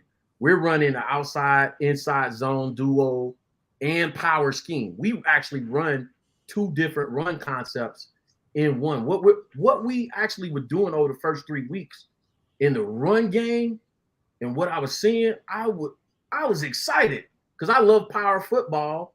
I'm not as biggest fan of zone concepts because it's a little bit Neanderthal to me. Oh, we run all the linemen in one direction and we hand the ball to a running back and say, pick a hole. What I like is when you have big 300-pounders pulling across the formation, getting a running head start and ear holding dudes, and they don't see it coming. I like hearing this. I'm violent like that. It's something, you know what I'm saying? I like that nastiness, right? And there's a nastiness that comes with power football. So what are we running? What did they run? What did Oakland run? And then what we're running. If we need pullers and he's athletic and he's pulling, he can pull, give him a shot at guard. If you really want to pull guys like Patrick and Whitehair, and you want to continue to run your system and he can actually pull, put Lucas at center and whoever's the best pulling guard, put him at guard. Just ramp those guys up. That's what we have to factor in. We can't just say he's an offensive lineman, he's big and he's nasty. Those guys are really technical in there. You know what I'm saying? Like who was the center at LA that was a free agent that was in the offseason? He won the Super Bowl with LA. He's a center, number 55, right? I don't know the guy's name. I think it might have been Johnson or something like that. Bears fans were clamoring for him in the offseason. And I was like, guys, we don't want a light center. We have a light center in Sam Mustipher. We need a bigger body guy that imagine this, Tooch. You're going to pull a guard behind your center. What is the worst thing that could happen to the center if you're going to pull your guards and tackles behind the center? Get blown up the play. The one technique takes him and puts him in the lap of your quarterback, knocks the pulling guard off of his track, and he's not able to get around him. So that's why you need a bigger body in there, a guy that's stout at the point of attack that's not going to lose ground on the counter trades and the power plays. So solve Musty, get him out of the get him off Get him. I'm trying to be nice, man. I'm with you. I thought we should have drafted a center last year. Get something in the pipeline. Hold on, Tooch and Coach. Let me address something now. I said on Twitter, and this is just some. You gotta know your fucking lane as a human being. I seen Jacob Infante. I think his name is. Is that his name? Am I right? Yeah. He gets on Twitter. No, I guess Sam Mustapha blocked him. I guess Sam Mustapha blocked a whole bunch of people for whatever reason. He did it, but he's on Twitter talking about he's mad at me. This is Jacob Infante talking about he's mad at me because I held him accountable. Hold on. Yeah. Who the fuck told you it was your job to hold a fucking professional football I'm right with player you. accountable? It was a man. I'll post, slap the shit out you. I will slap the shit out you. No. What is you doing? Not the even fuck funny. is you doing, man? Hey, man, dude. No, don't even get me started. Nomad sounds like me at the Green Bay game a couple weeks ago on Sunday Night Football. I'm there. I got two stranger Bears fans sitting to my left. No other Bears fans in sight. It's green and by the way, it's yellow. Oh yeah, not gold. That's right. It's freaking yellow. Yeah, it ain't gold. Not even green. It's mold. So on the play, Justin scores in the scramble to the end zone. I jump up and I'm like, yeah, get on their ass. 2 rows away, Green Bay fan turns around. Dude, I don't know if y'all can see me. I'm almost 6'3", about 230, 330, 335, 340, 350 in the holiday season. I still lift like I play. You know what I'm saying? I still lift. Oh, you know what I'm saying? I still lift regularly.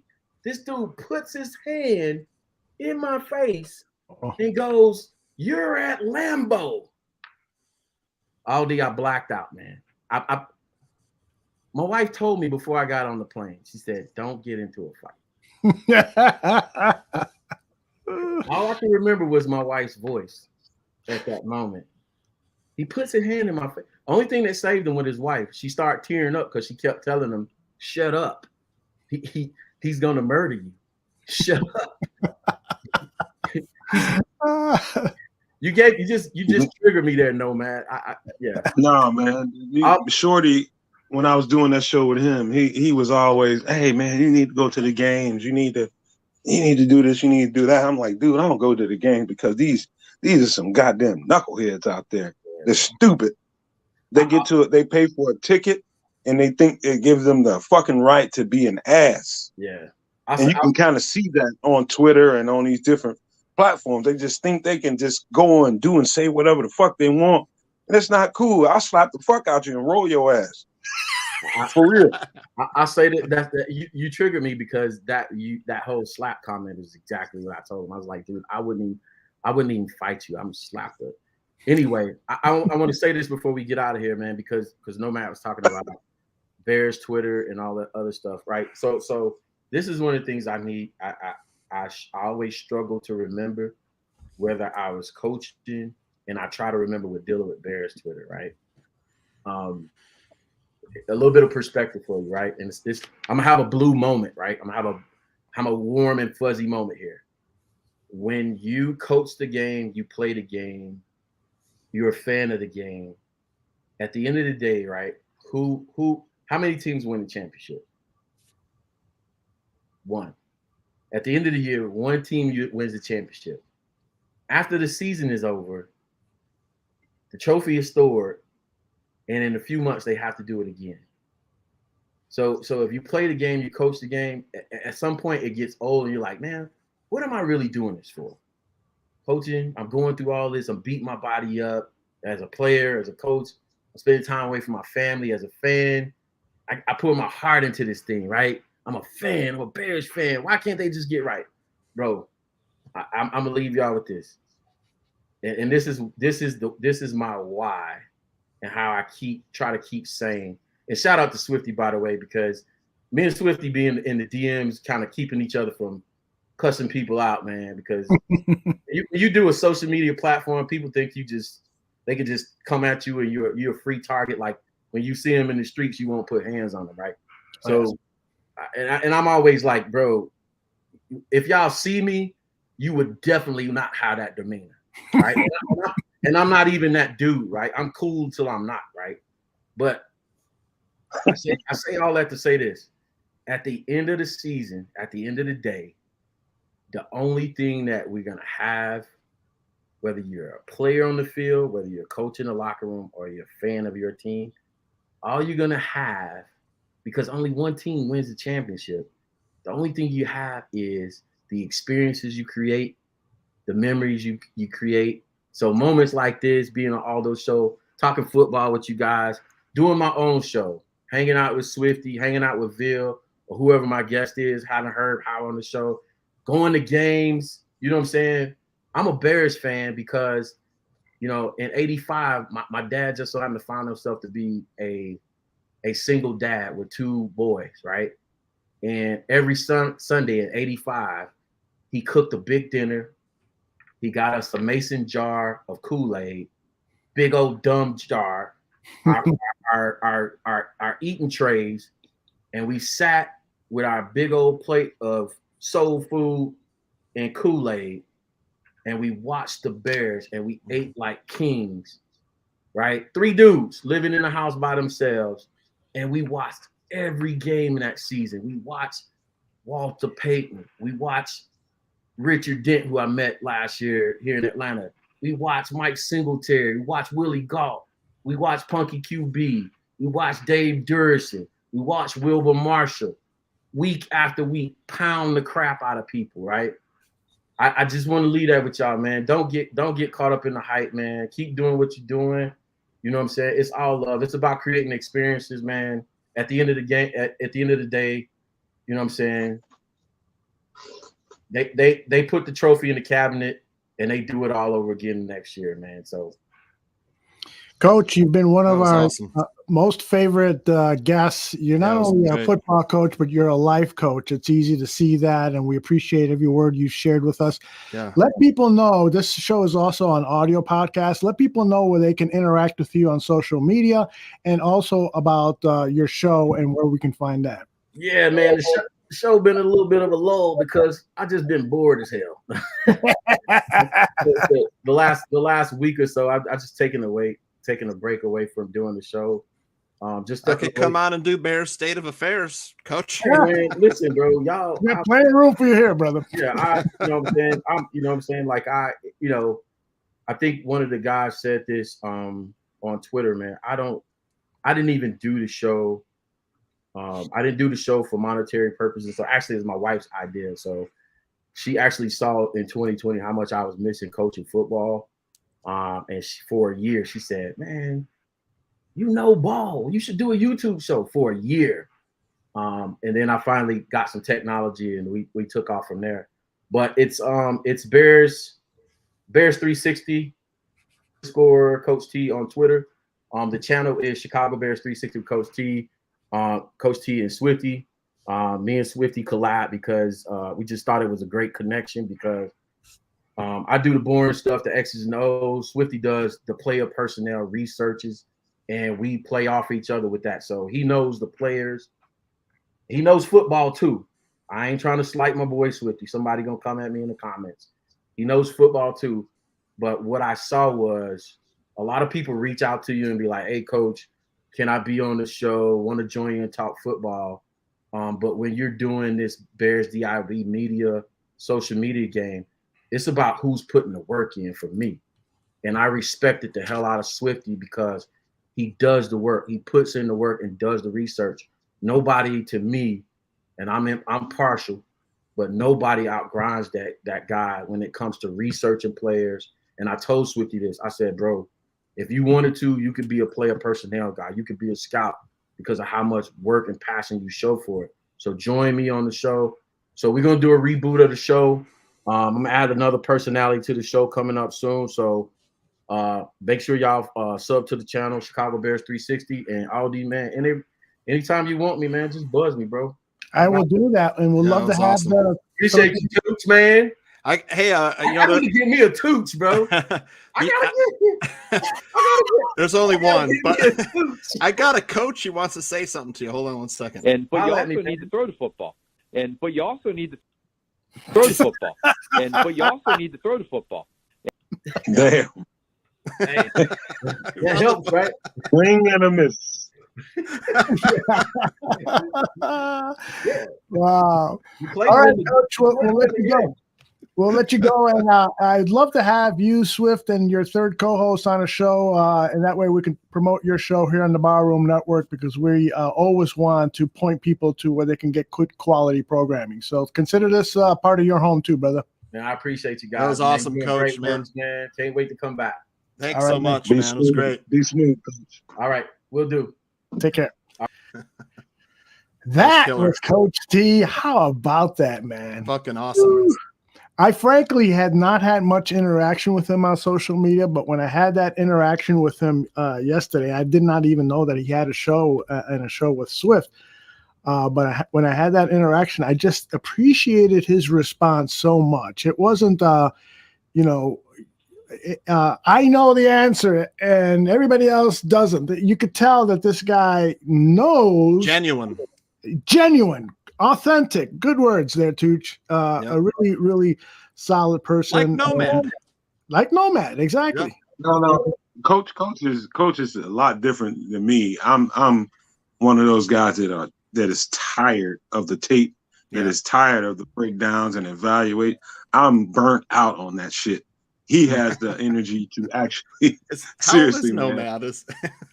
I'm tired of that shit. Aldo and don't matter how old I am. We've been watching Bears since the 60s and 70s. I'll give you a take, Tooch. I'll give you a take, Tooch. Champ Bailey is in my era. Okay. Champ Bailey. Champ Bailey. I love that. Great player. What was the first team he played for? It's the Broncos, right? Broncos. Yeah. Traded to Washington. Oh, Aldo's right, actually. Yeah, you're right. I remember a couple of things. Dan isn't the only one with a great memory. By the way, wherever you are, Dan Aguirre, I hope you're getting laid. was that what you were gonna say? Or okay. That's what I said. You said it. You said it a little louder. It's a good thing. Hold on. Do I need to say cock, dick, suck, fuck? Is it that time? Is it that time of the show? It's time for Bears State of Affairs, I think. There you go. Take it away.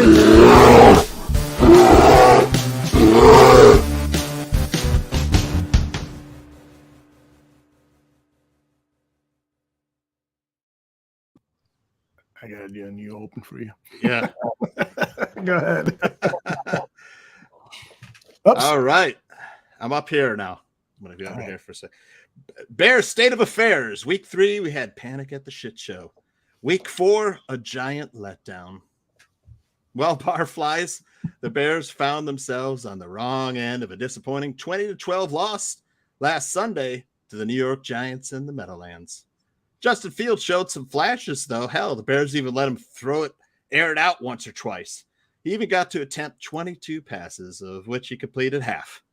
However, with this Bears offensive line, Bears fans might need to accept that Fields is going to be running for his life, seemingly every week moving forward. In fact, even if the Bears had won and went to 3-1, the pitchforks and torches would still be out there, looking to spirit Justin Fields away from their precious team. Those Bears fans need to check their heads, because why on earth would you want to see Trevor Siemian the rest of the way? Fields is young, and young quarterbacks need time. Yes, it's not exactly the ideal situation for a second-year quarterback, but this coaching staff should not escape blame. The defensive game plan. Wait, was there a defensive game plan? Right. Well, the offensive game plan wasn't much better, and neither was the game management. 3:15 left in the game, 4th and 5 from their own 45, and the Bears elect to punt. If you're playing to win, you have to go for it there. Otherwise, what are you playing for, Nomad? It could be worse, though. You could be Michael Badgley. Arguably, the Bears' MVP in this game went 4 for 4 on field goal attempts, only to be shown the door on Monday morning with a pat on the back and only a passing glance of Cairo Santos, who was last seen on the back of a milk carton. In other news,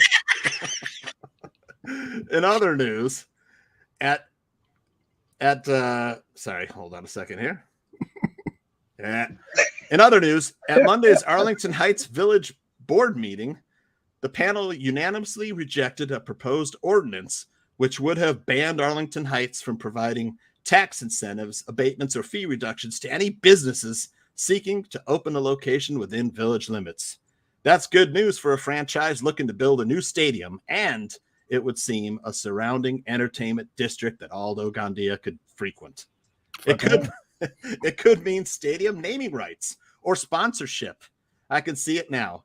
Bears Stadium at Arlington Park, sponsored by Build-A-Bear Workshop, because the team played as soft as stuffed animals. or how about Bear Aspirin Stadium? Because of all the headaches Bears fans will have the rest of the season. And that is Bears State of Affairs. Hold on. Chooch, if you're gonna narrate, at least you can put your church clothes on. That's some bullshit. Where's your goddamn tie, your cummerbund, and your bow tie? I know. I need like a news anchor outfit, right? Ron Burgundy. Good old Ron Burgundy. Yeah. Very good stuff, Tucci. You're an excellent writer, man. We need to hire you on this show and do some comedy for us. Yeah, I did my research at Build-A-Bear. The biggest corporations in Chicago who might, actually, bid for naming rights, McDonald's. I wouldn't want the Bears to play at a arena named the McDonald's Arena. That just doesn't work for me. The Big Mac. No. I'm sorry.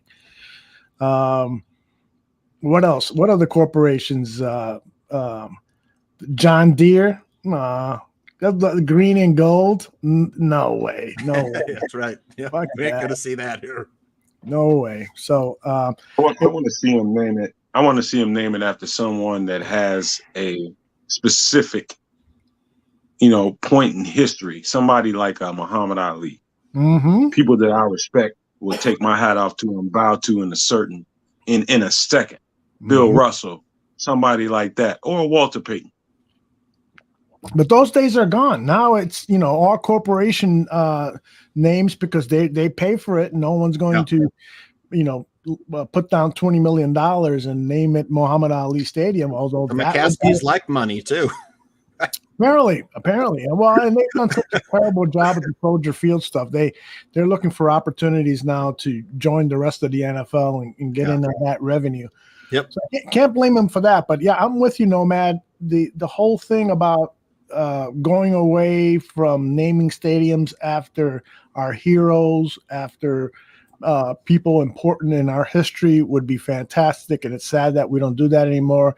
And it's awful that we got to go see the Chicago Wolves hockey team play at Allstate Arena. You got to go to Guaranteed Rate Field to see the Sox play. I'm surprised the Cubs have never renamed Wrigley Field. Is that because some ordinance or something, like a landmark status? I don't know. Yeah, it could be a neighborhood ordinance. So if they decided that Amazon was gonna be the sponsor of the stadium, which is possible, yeah. They decided that okay, we're gonna dedicate this to Walter Payton. Is there anything wrong with that? Hell no. Hell no. That to me would make me a more loyal consumer of Amazon or whatever company would do that, and besides the naming rights, because that truly is not that big of a deal. You get the naming rights at the top of the broadcast. We're here at Amazon Stadium. Fuck that. What the naming rights, the key thing is that you see their brand on the stadium turf, on signage throughout. It's on TV all the time. That's the more important thing. So why not have, if I were Jeff Bezos, I would say we're going to name the stadium after Walter Payton or George Halas, or some combination of that. We're going to honor our favorite Chicago Bears, and we're going to take our name off the title of the stadium. That to me would create more brand loyalty. So I agree with you, man. I think so Walter Payton Stadium presented by Amazon. Yeah, something like that. There you go. Yep. Dude, you should get into what did you guys think about not going for it on fourth down midfield? The fourth quarter with less than 3.5 minutes left. That was the defense did hold, and then there was an interception by Eddie Jackson, right at the goal line or near the goal line. So it didn't bother me that much. You know, this is a very conservative team when it comes to play calling and decision making and so forth. And I think that's part of the reason they've been in games into the fourth quarter. One can argue, well, maybe if you were to take more chances, those chances would pay off. What do you got to lose? You know, you're down 8. They're trying to win games, you know. So I don't know. Tooch, did you lose some money, Tooch? I don't care about that. I mean, like 3 minutes left. What are you going to punt it away? They're going to take 3 minutes off the clock, and then you're left with 15 seconds. I'm just gonna bet whatever the fuck you say because I'm scared of your henchmen, man. That's all I know. You got guys with slick hair, with leather jackets and toothpicks and shit. I'm not fucking around.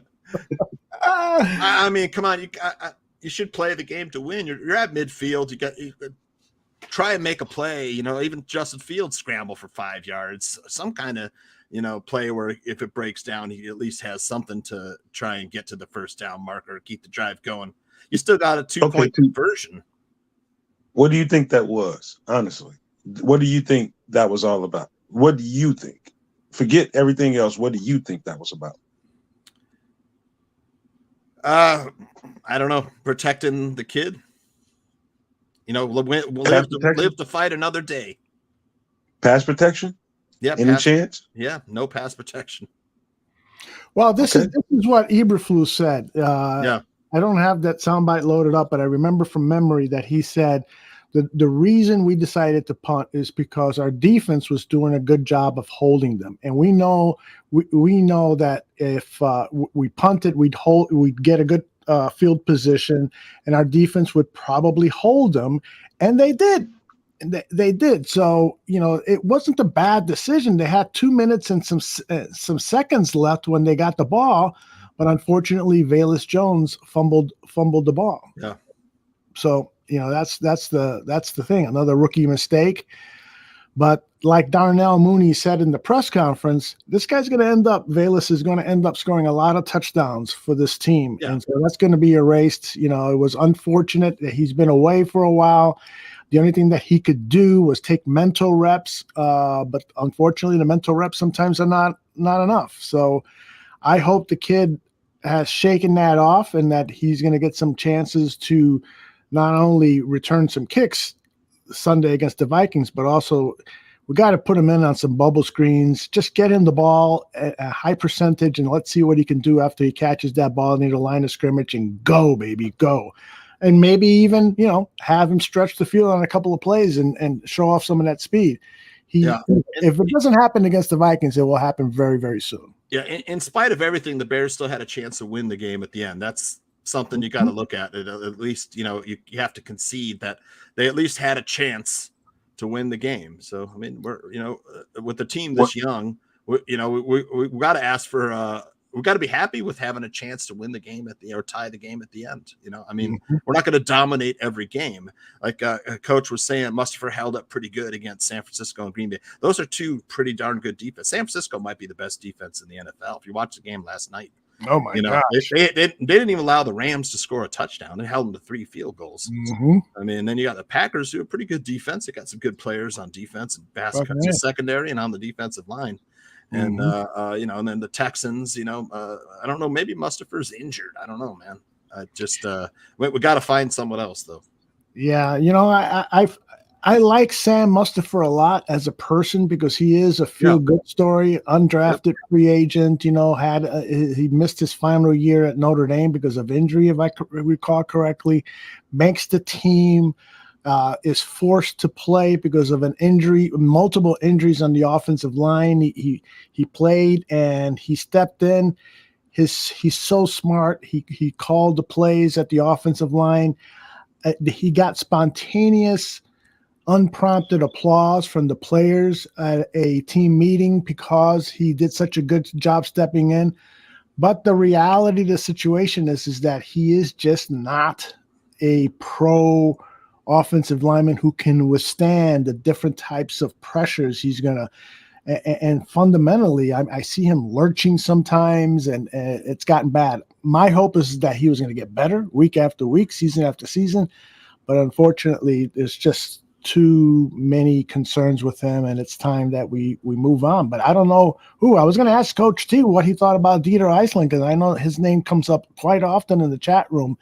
Nomad, what do you think about Dieter? I know you've seen him play a little bit in preseason games. You think that he should be given a chance? I think he's a I don't know what they don't like about Dieter Iceland, but I can give you some assumptions about it based on what I've seen in the little sample size that you have seen. And it's maybe it's the way he snaps the ball, because I noticed a couple balls that came loose when he was snapping it. Maybe it's that. Maybe it's he's just brand new to playing the position. He hasn't been playing football for very long, and he's learning and he's growing, and maybe he's not at the position that they would prefer him to be at. Maybe it's just that, other than that, that guy is stout. He's a big football player at that position. And if you have a problem with penetration from the inside, a center like that could give you some help. A guard like that could give you some help. Totally. But agree. there's something about him that is given the coaches reservation. So not being in the practices and not actually watching him from day to day, I'm going to defer to the coaches. There must be a reason.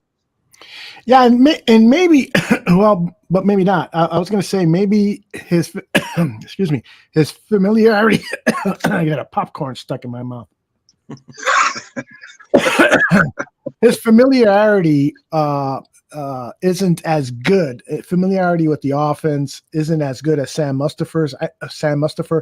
I know that Justin has talked about how he has gotten comfortable with Sam at the center position, and maybe they're reluctant to bring Dieter in a regular season game because there might be that learning level that combination between quarterback and center. Now, Dieter did go to what? Yale? So the guy is pretty fucking smart. He's probably even smarter than Sam Mustipher, which is Sam's biggest attribute, is how smart he is. So I don't know, man. Maybe at this point it is time to take a look at Dieter Iceland. It should be. It will happen as a pre-planned, so that he's got the whole week to practice, and not that Mustipher gets hurt and then here comes Dieter Iceland. You know what I'm saying? Yeah. The guy hasn't been playing football for very long. I'm talking about professional NFL football for long. He played college football for a blip, and he finds himself in the NFL, a raw talent on an NFL team that has refused to freaking release him or cut him. They cut him, but they brought him right back. There's something to that guy. Yeah. For certain, there's something to him. And what that is, only a coach that watches him every day understands. Yeah. We can sit here and talk about what we think about Dieter and believe what we want to think about Dieter, but they have a fucking microscope. I mean, they're watching him. There's something about that guy that has given a whole bunch of people a whole bunch of reasons to say, let's just wait. Yep. Yep. Well, he was acquired in 2020, undrafted free agent. We had him on the show here, and he was an outstanding interview. Really fired people up. People in the chat room were in love with him after the interview, but never really got a chance under Nagy, other than being put into the practice squad. So maybe his opportunity is going to come up under the Ryan Poles Eberflus regime. Speaking of Nagy, I do have something for you, Aldo. Oh, thank you. There it is. I'm going to flash it up there. Many believe that former Bears head coach Matt Nagy could be the successor to the Chiefs, Andy Reid, when he was done via Fox Sports. NFL rumors from Sunday. That was from Sunday.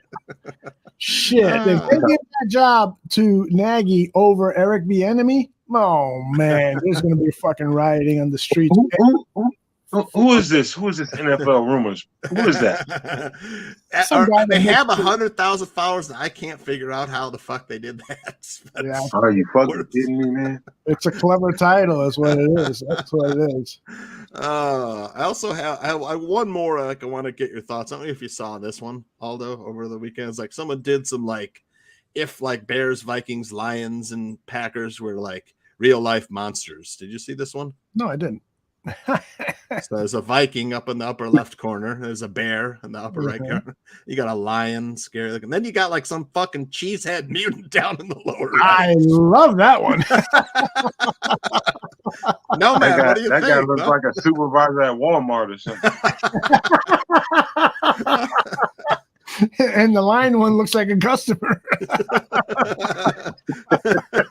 The Viking looks cool because it's kind of old, just like Kirk Cousins is growing old before our eyes. It looks like Ron Perlman. It does look like a Hellboy, Ron Perlman. A little bit like Ron Perlman.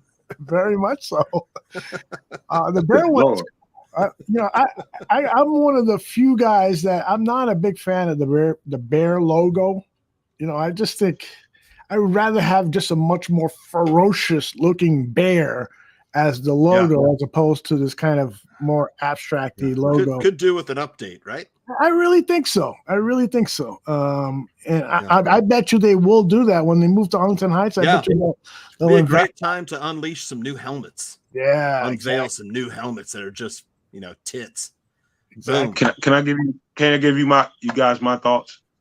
No. I want to see. Just kidding. Well, I'm gonna give it to you anyway. I don't give a fuck. I'm gonna tell you. I want to see a cave. I want to see a cave. You can't see a bear. All you see is smoke and fog coming out of that cave. And I want to hear a roar. And I want to see bears come out of that. Yeah. That's what I want to see. That's what I want to see. Just a roar and smoke. How about bear women? You want to do this? It's part of the new entertainment complex in Arlington Heights at Arlington Park. Right? That's right. Strip club. Chubbs gets it. I'm with you. Unleash the big grizzly bear with fucking foam coming out of his mouth, maybe a little blood. That's what I'm talking about. Yeah. That is what I'm talking about. Hell and yeah. claws that look like they're fucking Freddy Krueger's blades and stuff. It's like, come on, baby. Let's get away from this old shit. With bears, you have to lean into that shit. You have to fangs, and you have to really lean into that meanness of a bear. Mm-hmm. You have to really lean into that. So I'm all with the ugliness of the whole thing. Just make it happen. What is that? Whiskey? Yeah, it's whiskey from Seattle, and it's really good. Yeah. Really fucking good. I'm not fucking with you with the bourbon no more. I can guarantee you that. That Four Roses shit tastes like shit. You ain't like I'm it? never drinking bourbon ever again in my life. Really? What do you typically drink? Tequila? Whiskey. Whiskey and tequila. But you're not a bourbon man. Oh, God, that shit tastes like somebody's ass. What about he's got to have get some nice scotch or scotch. Oh no scotch. That bourbon tastes like some shit. It's like somebody's. Oh my God, I can't swallow that, man. You need the double wood, where you get the secondary aging in like port wine or sherry casks. Smooth it out. It's too strong for me, man. I can't hold it down, man. I'm gonna choke it up. Oh, I like this. Mo Bierman says, all those Bears pole dancers brought to you by Adam and Eve. That is awesome. I'm hoping they build this goddamn stadium in Arlington Heights like tomorrow, man. That way I can fucking figure out a way to make some money out of it. There's a more exclusive club, though, brought to you by YouPorn, Chubbs. Porn, brought to you by Pornhub. Saint says bourbon is hard sherry port cask. That's probably why you don't like it, because you don't like that cherry shit. Just whiskey. I mean, bourbon is just terrible, man. You have to have a certain palate for that. Yeah. You want to hear a funny story? Sure. Football coaches. They're interesting people. My football coach. You can call this a nomad rant if you want to. All right. But you want some music? I'm talking about my football coaches. They were some different people. They were Oklahoma, Texas kind of West Coast guys out west. They were people that I wasn't used to as a football player in their language. And we go out there and we'd have a rough first half, and we go into the locker room and we'd be like, okay, what's going on here? And this guy was like our coach was a little short, stocky guy. He wasn't a big dude, but he was very fierce and very to the point. And he would tell us, this is horseshit, man. This is fucking horseshit. I'll send every one of you sons of bitches back on the goddamn plane on the first thing smoking tomorrow. You too, Chicago. Talking to me. I'm the guy from Chicago. And he's and it's the same thing every week. When he gets upset about how first half played, he would get on us. And he would say the same goddamn thing. This is horse shit. This chaps my ass. It fucking chaps my ass.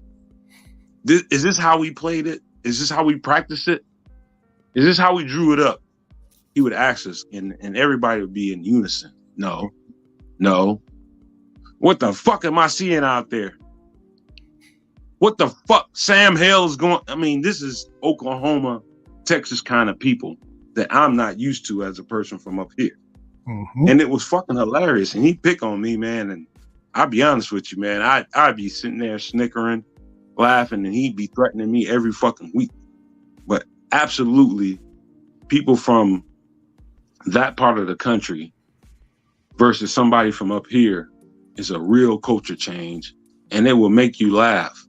And I'm talking about history, and it's not funny to you guys right now, but looking back at it, for me, it's fucking hilarious, man. Listen to those guys and their language, and you get fucking fired for that shit right now. You get absolutely fired for. He threatened you, man. He tell you, I'll put your ass on a goddamn plane right now, Chicago. I'll put you on the first thing smoking tomorrow. Damn. I'll send you out of here. I'll send you out of here. We didn't have fucking NILs at that time. I'll send you out of here. And the people took it for its word. Like, dude, I ain't trying to get sent home. And people got in line and they did what they had to do. But it's fucking hilarious looking back at it. These country guys from Texas and Oklahoma, it's fucking hilarious. Basic. They're just like Matt Eberflus is right now, but with a different vernacular he uses right now. It's the same kind of guy, old school, real football guys that really emphasize the fundamentals of the game. And it's absolutely amazing watching this guy coach this team, because I think that's exactly what we need. I love it, man. Coach T sounded like a guy too that any guy would love to play for. Motivational. Yeah. Cares about you as a person. It doesn't dictate. Like I love the approach that he took when he said, if I had an opportunity, he didn't want to say to Getsy, you should do this. He would ask him questions, like the Socratic method of trying to learn as opposed to being dictatorial and stuff. I really enjoy that. I can't stand the people who are like, Justin Fields, he's a bust. He's never going to become anything. It's like, it just pisses me off so much. I'm just like, come on, dude. The guy's played how many games has he started?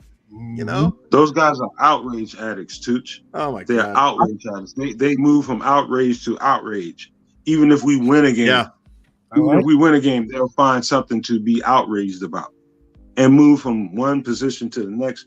they ain't happy about shit in life. They have no joy. They have no fucking joy.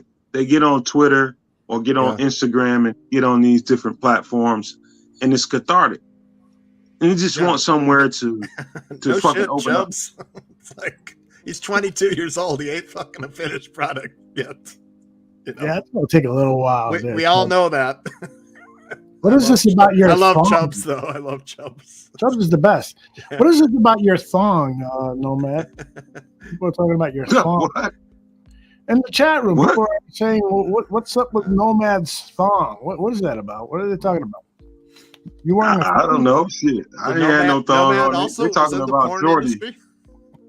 They're talking about Shorty. They talking about a Shorty show with Bears Country Podcast. They ain't talking about me. Right. All right, I want to pull the plug on this one a little earlier because I got an early fucking morning tomorrow. I hear you. I had a 6-year-old, so she kept me up last night. Oh. I'm tired as hell. Yeah, Alita, she was a little sick. She's still. She was asleep at like 6 o'clock. She wasn't feeling Really? Oh. And then Camilla went down like 7:30. So they were nice out that early. Yeah. I had fucking diarrhea. It was like fucking napalm coming out of my ass over the last 24 hours. It was awful, man. You should try going to Build-A-Bear workshop, Aldo. Tell the whole story, Aldo. What you eat? Well, my wife cooked up, we've been buying this, I forgot what it's called, healthy meals or something like that. It comes with all the ingredients, and all you got to do is prepare it. Yeah. Follow and the meals are fucking delicious. There was one scallops pasta, and it tasted fucking great. But I think that's what did it, man. I think that's scallops. Yeah. It's like Monty Python's The Meaning of Life, the salmon mousse. Salmon mousse. That's right. Ate some shit that was unfamiliar to your ass, and you pissed out of it. Yeah. Oh, it didn't have any bourbon in it, Nomad, so he didn't like it. All I got to eat is cheese or hot sauce, and I'm pissing out my ass. I guarantee you. I'm sitting when I'm pissing. I've been doing a lot of that lately. I'll tell you that. It's an age thing. All right, fellas. Anybody want to plug anything? To start with you. Well, I got to get some barflies Saturday morning with me and the gang, Sean and Anthony, and weekend sports betting tips. I've already put in a couple bets for this weekend, trying to get the most best number, Aldo. So put in a couple bets early just to make sure I don't get caught on a hook. So I did that, and then all the other shows have been great. From fantasy football goon to the John Buffone show to Bear Necessities to Bears Country to Greg Gabriel, Mike North, and all the gang. There's a lot for barflies to enjoy, and then to Aldo for putting it all together and all the hard work, and Nomad for coming in here, and Coach T and breaking stuff down for all the barflies. And let me tell you, all the barflies out there, really, if you get an opportunity on Saturday, I don't know if you got a set time yet for your show, Tooch, but you got to tune in to this show. It's entertaining, even if you're not a big bettor. It's entertaining talk about college football, about pro football. These guys are great. Last week, it was just Tooch and Sean, and it was, I'm telling you, it was so fucking entertaining. I watched every single minute of it. And then this week, Anthony comes back, so it should be the three of them. Anthony's been sick, and he just survived the hurricane. So Hurricane Ian. So he's back in his house. He had to evacuate. So give it a shot. It'll be us three on Saturday. Right. And it will be available on demand if you can't watch it live. So give that show a shot. Nomad, what have you been up to? What do you want to talk about as we say goodbye here? Real quick, people have been asking me a bunch of questions and wondering if I'm going to do anything else outside of what I had done previously. What I have to say to that is I'm tossing around ideas of how I should present myself.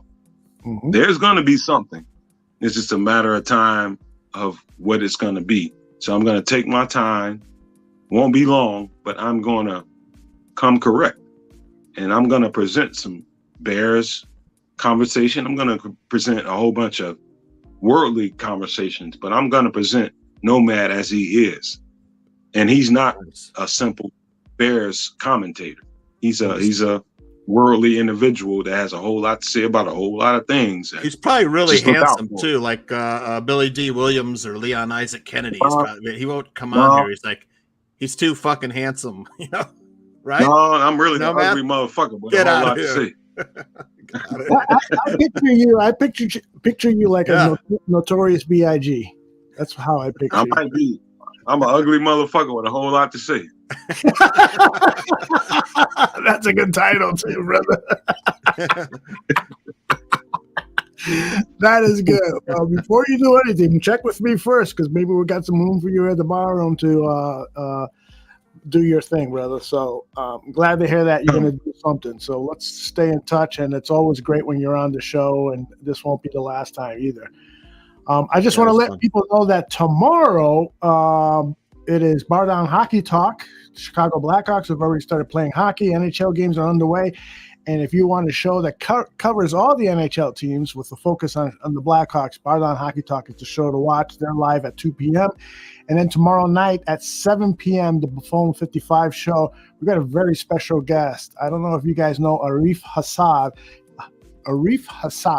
I think is how the pronunciation of the last name. He's a writer for The Athletic who covers the Vikings. Outstanding person, outstanding human being, outstanding writer, outstanding football talker. You don't want to miss this interview with John Buffon and Alyssa Barbieri. We're hoping Alyssa can make it. She survived the hurricane, but there's some cleanup and stuff, and so hopefully she'll be in attendance. If not, I'll fill in for her. But that's going to be a great Buffon 55 show. We'll get to learn everything, the good, the bad, and the ugly on the Minnesota Vikings. And Greg Gabriel and I will be back Thursday. He's been attending to some personal things, and frankly, I was too. So it worked out. So Gabriel talks football on Thursday. We're not going to do a Bear debate show this week. So cue the sound effect. Because I reach out to people and nobody fucking wants to come on. So they don't respond to me. So I said, fuck it, I'm taking a week off. On Pornhub, it's only appropriate that I have a porn mustache. Well, I'm not. Did you hear that? I won't do I don't like debating. You don't like debating? It never turns out to be a debate. Everybody sort of agrees, and then we just discuss it. But so it's got an odd title, but it's just a different. You trying to tell me I should do the show, man? What are you saying, man? Fucking A, you want to do the show? Do some Bear debate. Yeah. Hell no, I don't want to do the show. I want to cuss people out and be ignorant. I'm booking you for next Thursday. Yeah. We get you and Coach T can argue about Leatherwood. I'll cuss Coach T out in a minute, man. Maybe you can debate Don Burr. Wouldn't that be cool? There you go. Put him on there. I'll get it. Put him on. Yep. That would be nice. I know Jordan's been trying to debate him, but doesn't look like that's gonna happen. Yeah. Probably. I didn't see Jordan tonight in the chat room. He wasn't in the chat. What if he's okay? Jordan says he's going to take a couple of weeks off, or maybe more, from bare necessities. So he needs some time to take care of some things. So he do need to back up. He's been working his ass off. Yes, he's a very talented guy, and so we wish him the best, and hopefully he can join us back here in the bar room quickly. All right, that is our plugs for the week. And again, I want to thank Johnny Santucci, Nomad, and Coach T. Outstanding job by all of you. And we'll see you guys all next week when Dan Aguirre will be back, and we'll find out about what's going on in his sex life. Goodbye, everybody. Love you.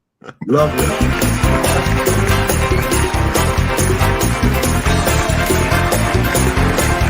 Thank you for listening to Dan and Aldo Bare Their Souls. Make sure you subscribe to the Barroom Network and you give us a rating on iTunes. Until next week, my name is Nomfe. Bear down.